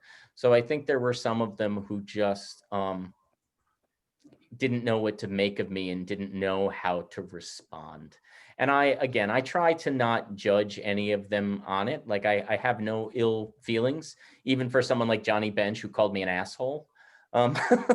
Like I try to not have any hard feelings about it, because, you know, so in regular life, I work in theater, which has given me an opportunity to work alongside some very famous people. And I understand that everybody, even famous people, can have a bad day. So, you know, the ones who saw this oddball guy who came up and, you know, wanted this thing that no one else has ever asked them for, I understood why some of them weren't keen on it. Yeah. Nick? Yeah, did you ever have to, like, you know, climb over walls or use bolt cutters to get into cemeteries? Bolt cutters, no. The occasional after hours light breaking and entering might have occurred. There was one, the one that was just an out and out obvious crime, was Rogers Hornsby. Rogers Hornsby is buried in this small, it's not entirely a family cemetery, but it's mostly the Hornsby family in Hornsby Bend, Texas, which is just outside of Austin. And he's buried in this small plot that is at the end of this very, like, it's about a mile and a half long, very small path. Like the rental car I had barely fit down it. Like the branches of the trees were scratching the side of the car as I was driving down. On the other side of a fence that says no trespassing. I trespassed. Like, I opened the gate and went down the thing because I knew that's where Rogers Hornsby was and I needed my picture. There were other times, like it took a lot of logistical coordination to pull this off. You know, even something that you don't necessarily think about, like if I'm pursuing the pictures in the summer and I don't get to the cemetery until 6:30, it's not a big deal. But if I'm chasing this picture down in January and I don't get to the cemetery until 6:30, it's now dark and I can't take my picture. You know, I didn't have elaborate photography equipment. I'm not a professional photographer. I used my iPhone to take these pictures. And if you've ever tried to take a picture with a flash on an iPhone, you know just how terrible that picture ends up looking. You know, I needed to be able to take the pictures under natural sunlight.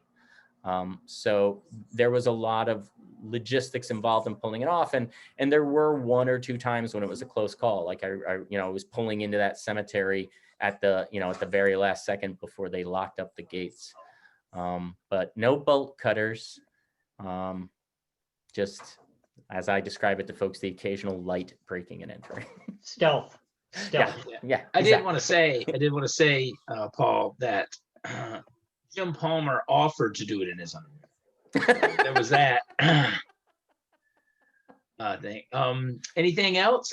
Ralph, it's just fantastic. And obviously we could go on because you have 318 stories. 318 stories. I do, in fact, have 318 stories. It was interesting writing the book. I mean, I don't know if you saw the way I structured the North Carolina chapter, because there were visits like the North Carolina trip, where there wasn't actually anything significant that happened, right? Like there was no grand epiphany that occurred. And when I was writing the book, I was trying to force them. Like I was trying to think of some meaningful thing that I could create, but it felt like that. It felt forced. So to fill out those chapters and to sort of also, give a nod to my other interests, some of my other interests. I spent a lot of time researching 19th century and the progenitor games and the stuff like that. So I decided to make part of the book in each state that I went to visit, just a little look at how baseball came to that state, how it developed, if there were major league teams, if there were minor league teams, who some of the more recognizable names were from that. So that was why that North Carolina chapter was structured the way it was, because there wasn't always a story, but there were plenty. And I forgot about Buck Leonard, right? Mm. I forgot about that one. So, I mean, I've lived here, North Carolina, most of my life, and absolutely that fact gone in and out of my brain 20 times. So that was a really exciting thing to hear. I'd forgotten again until you just said it. If you guys are interested in who might be near you, if you go to my website, I created this thing at some point last year, which is a map. It's a Google map, where I've put the exact GPS coordinates of every grave. So it's not just like he's at that cemetery. If you go to the map, that is precisely where he's buried. The only ones who are not precisely where they're buried are the 3 guys in Cuba, because my phone didn't work in Cuba. There's no data signal there, so I couldn't really nail specific GPS coordinates. So I just sort of generalized with those 3 guys. But every other Hall of Famer, that is precisely where they're buried. So if you're interested at who might be near you, just go to the Hall Ball's website and look for the map. Yes, Mark. He's muted. But what was the other grave we went and saw while we were in the? We saw Death to Flying Things. We saw Bob Ferguson, who may not actually be the real Death to Flying Things. I learned after that visit, like there might be a different guy that was his nickname. But yes, we saw Death to Flying Things Ferguson. Mark? Okay, I'm unmuted now. So my question for Ralph is, I'm kind of putting you on the spot here, but out. Sure. Do you want to share anything about the Sabres baseball map project? Oh, geez. Yeah, sure. I'm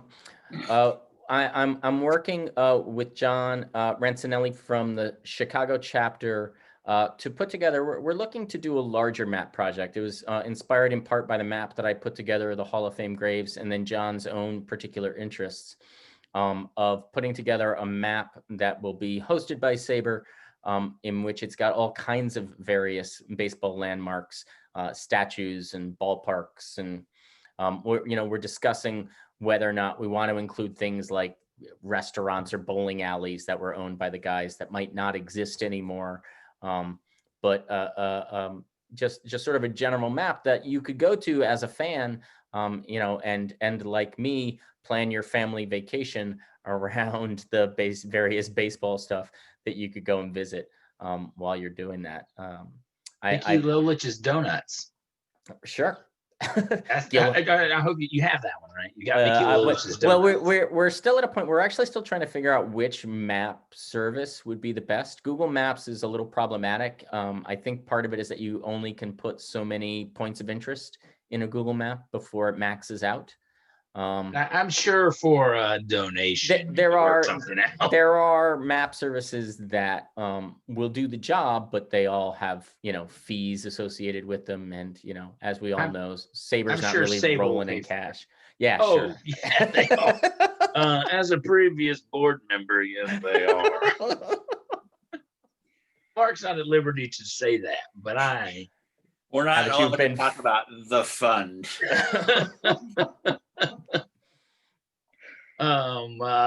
What else? Anyone else got anything? It's just so amazing. Howard? Yeah, I have something. It's not a question, but it's a comment. I agree with Ralph that Brooklyn is a separate city. I was born there. I always think of it that way. In fact, in 1898, when it became part of New York City, was the second worst thing that ever happened in Brooklyn. The first thing was O'Malley, Your right? birth? Oh, yes, Was what?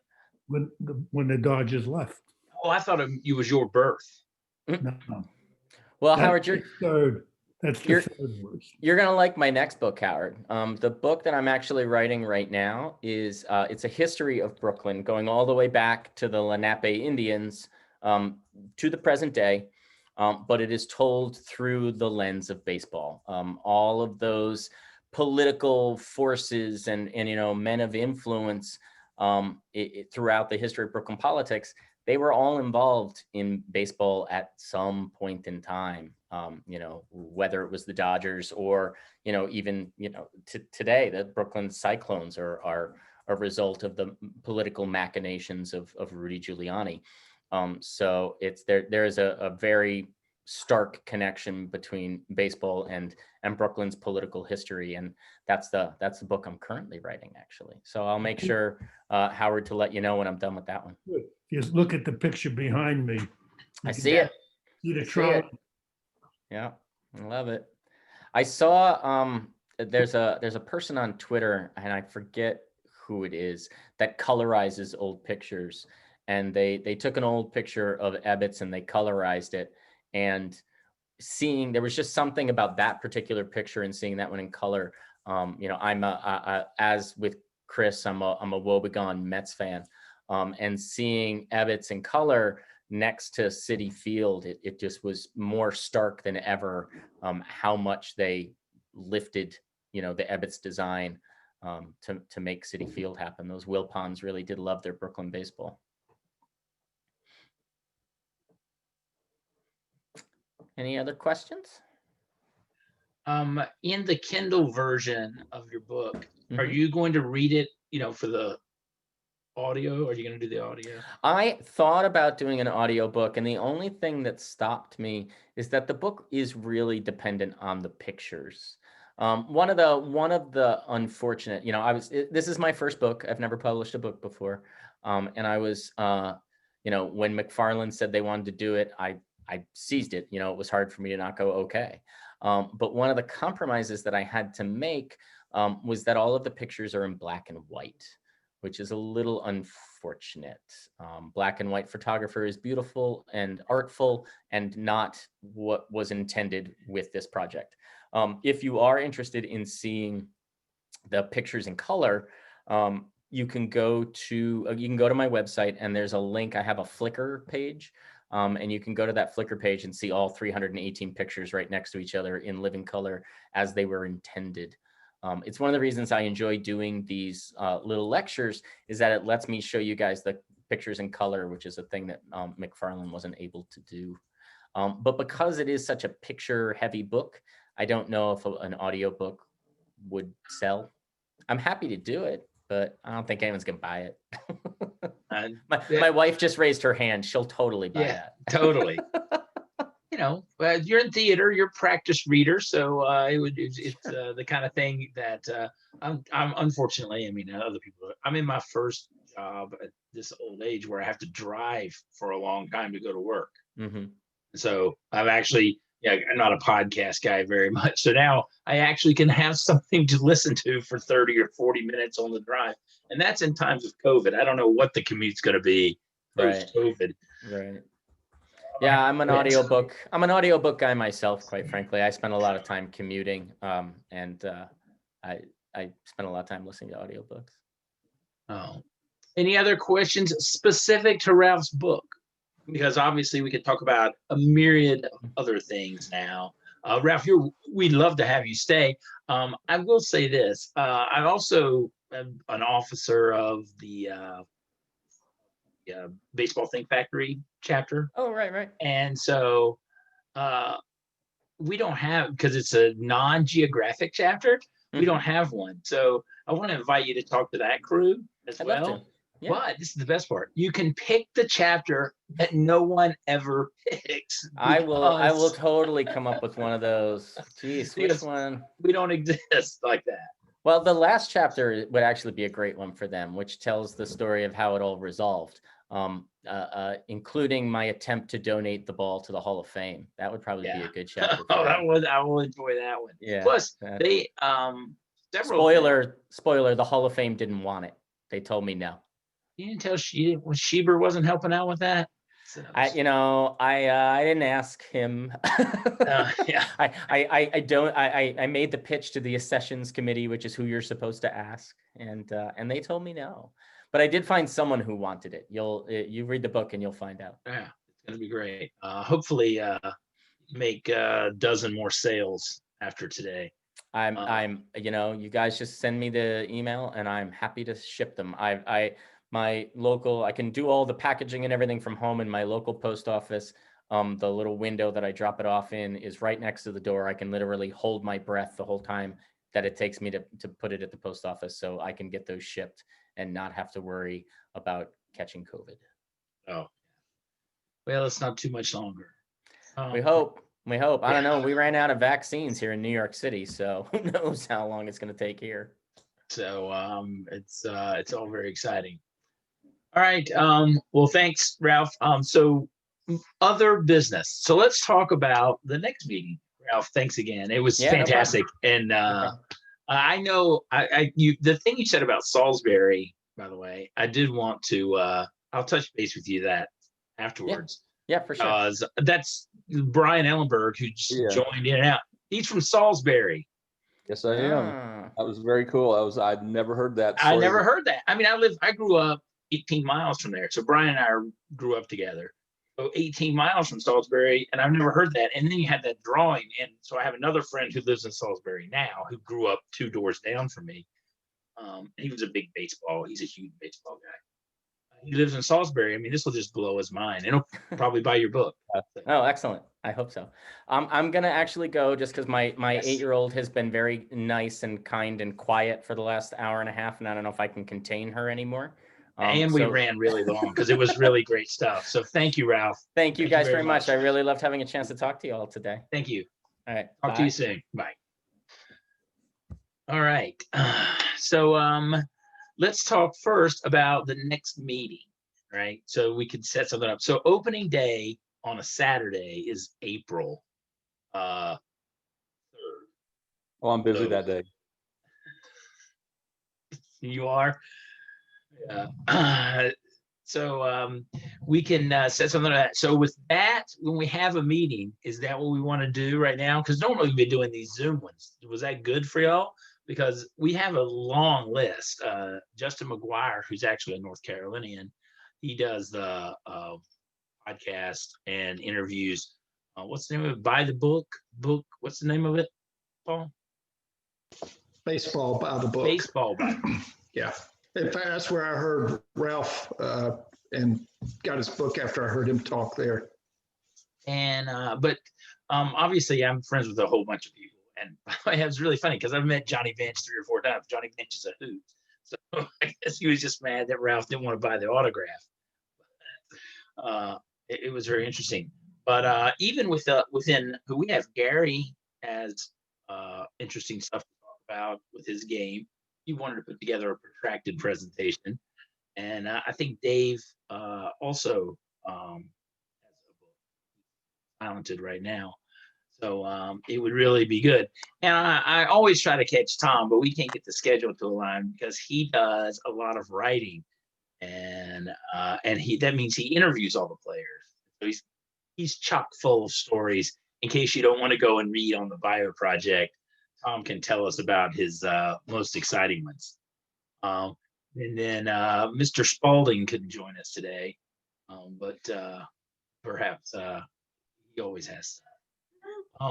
So any ideas, you can send me an email. And then the next thing is, do you want to try to do this actually monthly? I will make a commitment to do it monthly in times of COVID. I'm willing to try it. I mean, I can't always promise, but if we put That's my dates down, favorite part. Tom, you retired and you're less accessible. I don't know how you did it. I know. I'm But I'm willing to- retired. Less I'm time. willing to try it. All right. I know Brian, Nick, if Nick is still in the country, he's usually. Yeah, I'm away. not going anywhere. Yeah. All right. So, in terms of that, the 13th next month isn't any good. Let me look at this.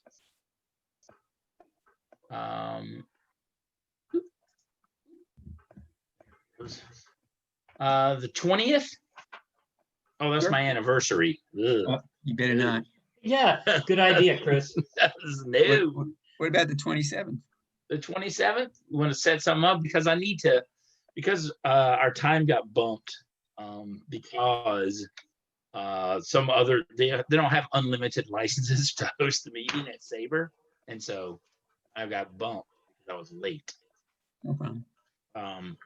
So I'll set something up for the 27th, and I'm going to set it up ASAP, so we can get on your calendar, and I will Okay. set something up with a speaker just like Ralph, basically. Sounds good. Copacetic? Is there anything else? Send me I missed that 27th of which month? February. Oh, okay, okay. Send us You know. send us the information when you do it, and I'll Yeah, put it yeah. on the calendar. It'll actually be exactly like this because I'm sure very few people have already booked it. 1:30 obviously is a little later than we normally do. Was that better? Is 1:30 better or is 12:30 better? Doesn't really For matter. me. How about 1 o'clock? I like the No, 12:30. I like earlier. One Yeah. vote. I like I'll a go for little 12. early. I'll go for 12:30 too. Yeah. 12:30 is good. The best part is Brian's in LA, so it really puts a burden on him. Oh, it's fine either way. Okay. So, all right, so that's what we'll set up. Obviously, it just goes until my vision of an agenda is always this. The first 15 minutes, people are still showing up and coming in, and then little chat about what we're going to talk about, and then somebody talks. It was great because Ralph said, yeah, I've got a 30-minute presentation, and an hour and a half later, because his talk was really fantastic. We had lunch. It was right after his Rogers Hornsby thing. And so that Rogers Hornsby story is really protracted. He's got a really long story about it. It's really fun. So it's a pretty good time to have him talk. Sounds good. All right. One of the things we joked about, we didn't joke, we threw down some ideas, was about the naming of the chapters, right? Instead of just being, the Carolina chapter. I used to be fine with the Carolina chapter, mostly because Paul and Brian, they went to Carolina. For all I know, went to Carolina. We were right at our meetings in person are at Carolina, and my daughter goes to Duke, so I can't do that. That's all that part was a joke. But that could be something that we could consider. And what we didn't discuss, we talked about Rick Farrell, Wes Farrell, Catfish Hunter, all these guys. But what it didn't occur to me was Buck Leonard, right? The North Carolinian. He actually was born and died here. So that was a pretty cool, another one that we can. So if you put some thought into that, if you want to change it, we don't have to change it. We can just be the Carolina. That's fine. But something like that. But, just something to put out there. Howard, did you put together any trivia questions?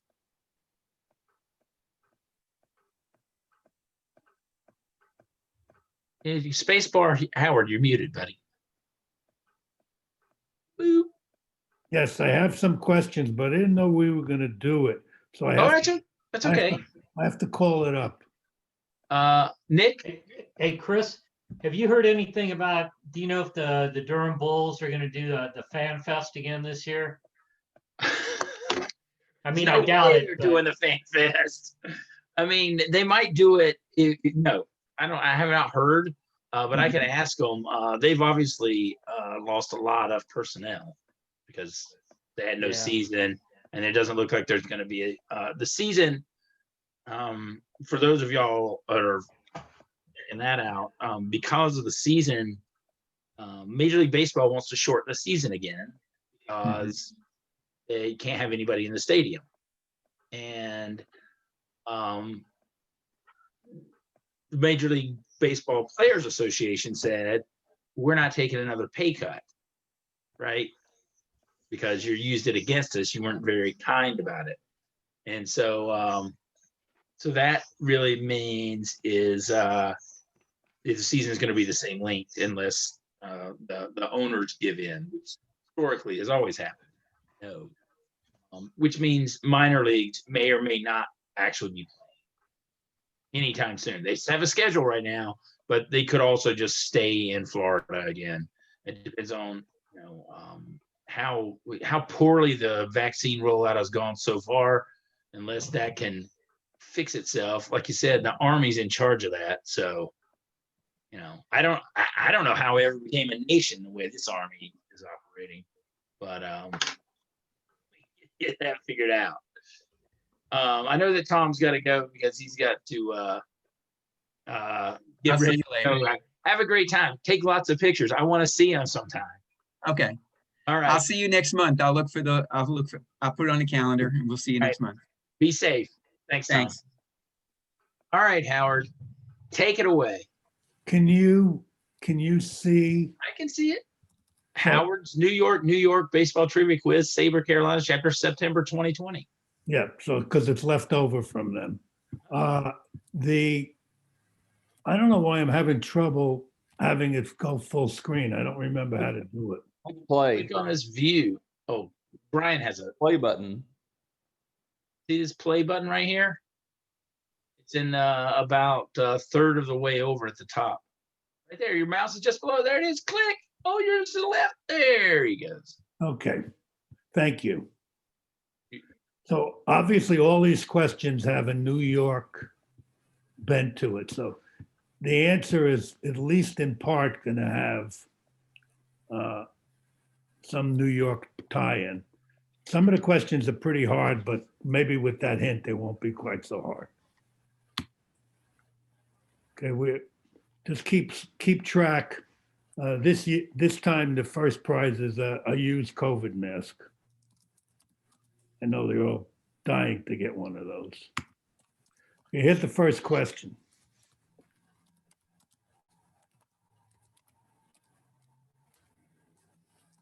So Willie Mays, when he came up, didn't have number 24. And the second question is, what did Mickey Mantle have before he wore number 7? And Chris, see if you know this one.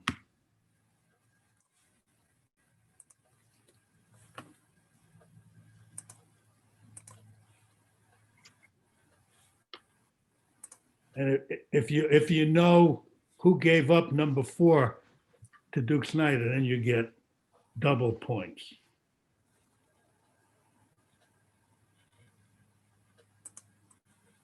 Do we move on? Anybody there? We muted. It's polite. Here. I'm here. Okay, Yep. so here's the next question. Can you read the street signs?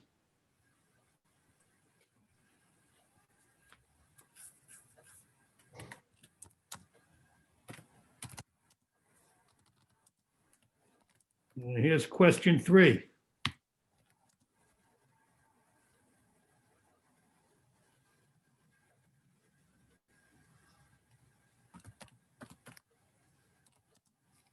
It's pretty exciting. It's not this. Yeah, this one was pretty interesting. Remember, it's not at third base. It's whatever position the Yeah. person plays. Okay, question 4.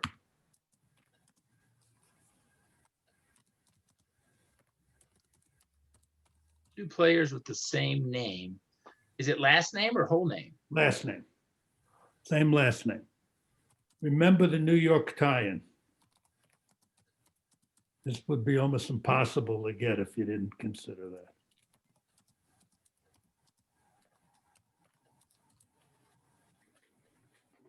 There was a time, I think, when the answer to that was Aaron, but it's not anymore. Oh, yeah. That's what I wrote down, Aaron. That was the answer forever. There's no New York tie-in with Aaron. He's been to New York. I know, but at least one of the players played in New York.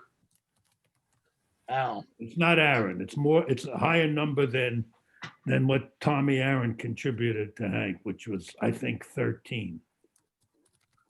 which two? Yeah, but Barry and Bobby Bonds have 1,000. But neither one of them are New Yorkers. Nor one of them's a Hall of Famer either. That's true. That's also true. See you, Gary. And without starting a fight, I hope it stays that way.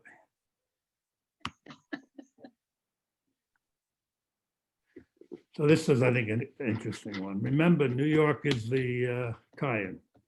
All right. That makes it harder. No, it makes it easier.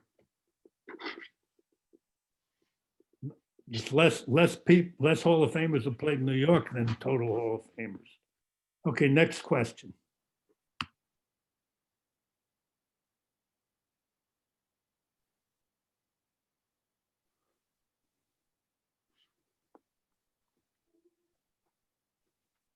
So one of the answers played in New York and one didn't.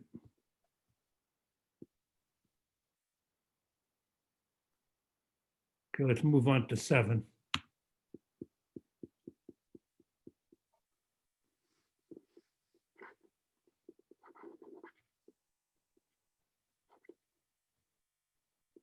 Are these questions interesting or not? I'm interested. I love it. Yeah, because I know they're hard.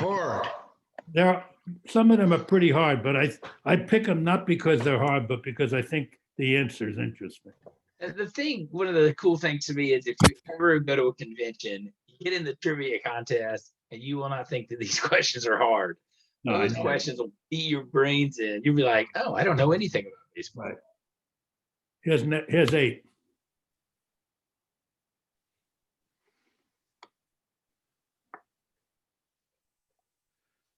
And to give you an extra hint, all 3 of these played for the Yankees.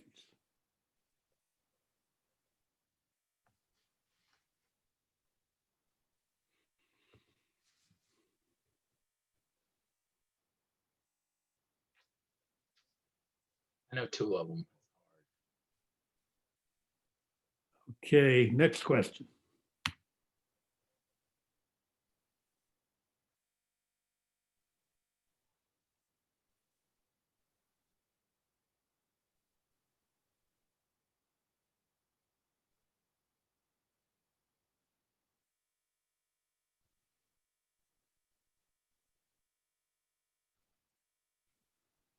Okay, and let's go on to the last one.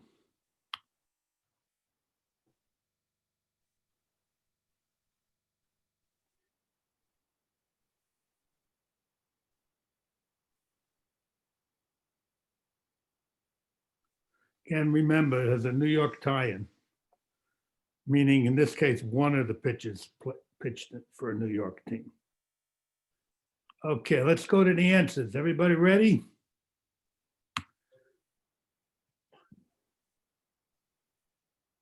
So Willie wore 14, Mickey wore 6. In fact, the famous game where he yielded to DiMaggio in the 51 World Series and stepped in a drain in right center field, he was wearing 6. And he wore 6 because Stan Musial was his favorite player when he was growing up. Oh, come on. Everything is not about It's the true. Cardinals. It's true. Come on. It's Come true. on. It's true. It's true. Come on. Tom Seaver's favorite player was Stan Musial. Oh, come on. You got to stop I'm just it. kidding It's there. terrible. I'm just kidding there. Really, Mickey Mantle's favorite was Stan Musial. Well, to be fair, Sam Usual was the only one that chickened out of going to war. So he was the only real ball player when Mantle was a teenager. He was in the Navy. He was in the Navy. Oh, wait, when? Now I'm 42, 42, 43, 44, what? And 46. Chris, did you get C? Yes. You know I who do he not know who he got number 4 from. Ed Kranepool, No, Charlie Neal. Charlie Neal. Those I knew. Okay, I felt pretty good about those. good. Because I just saw something about Willie there was a picture of him. People had a picture of him recently. And Mickey was my dad's favorite player. He liked to tell the same story you just told. Go on. Next. So the street signs were at the corner of Ebbets Field. Yeah. That was an easy one. Yeah. All the rest of them were too hard. Okay, Willie Mays was the one who played the second most games at one position. Really? Yeah. I went with Richie. Question 4. The Thomases. That's a great one. I wrote That down is Jackson just as a amazing. guess. See, that is first and last name. You should That's stick with awesome. that Yeah, it should. That's awesome. because that's what you gotta do. That is fantastic. Anybody know what Frank J. Thomas's nickname was? The Yola Tango. the sleeper, the Donkey. Was Donkey. Donkey. He was a big I thought it was poker like a player, was wrestling he? name. He was a big poker player. Nice. Question 5. Joe DiMaggio is the one who hit the cycle twice with 2 homers. Oh, with 2 homers. That was cut off on my screen. I didn't see that. Yeah. It's the only one to do it. I put Garrett. I didn't get that one. Well, he's the answer to one of the questions. Here's the answer to the 2 shortstops. 30 homers and 50 doubles. Oh, Banks never did that. He never hit 50 homers, did he? No, this is Yeah. 30 homers and 50 doubles. No, he didn't. Yeah. I mean, I guess he never hit 50 doubles, huh? A lot of doubles. All right, I got 5 points there. A-Rod was pretty obvious. Yeah. That was an Bob easy one. Turley is the first Cy Young winner for the Yankees. I assumed it was Whitey. Same here. I think this is the second year in which there was only one Cy Young winner that wasn't split between the leagues. Yeah. Don Newcomb was the Don first. Newcomb, yeah. Question 8. You missed Wade Boggs? No, I missed Hey, Alex Boggs. Rodriguez. I didn't know he hit his home run for his 3000s. Yeah. Boggs is famously did it. Famously, it was a big deal because it was completely served up. Yeah. I missed A-Rod. I didn't know that. I got A-Rod, but missed the others. Question 9. There's the Lou Gehrig answer. Ah, Ah, I thought Ricky Henderson. I went with Jeter again. Mm-hmm. I don't think Jeter was fast enough to get 10 triples. Yeah, yeah, probably not. Well, that comes from a Mets and Red Sox fan. Last question. I got that. Boop. That was an easy one. I got half of that. No, that was it. Because Walter Johns, at first I was like, well, what did Jim Palmer? I was like, oh, he didn't strike out 3,000 because Sutton struck out 3,000, right? He's the only 11 guys that struck out 3,000. He won 300 games, but his ERA is like 326. Oh, is I it just looked it up 326? today. I just looked it up today. Yeah, it was 326. Yeah. You had Palmer and And Ryan- underwear on your mind, didn't you? And Ryan is like 311 or something like that. Yeah, By the way, Jeter never hit 10 triples. that's amazing. But I said he wasn't fast enough. You're right, Howard. I thought he was. Well, I thought he what was would. question 9? Go back one. Question 9 was 10. Oh, yeah, 0. Yeah.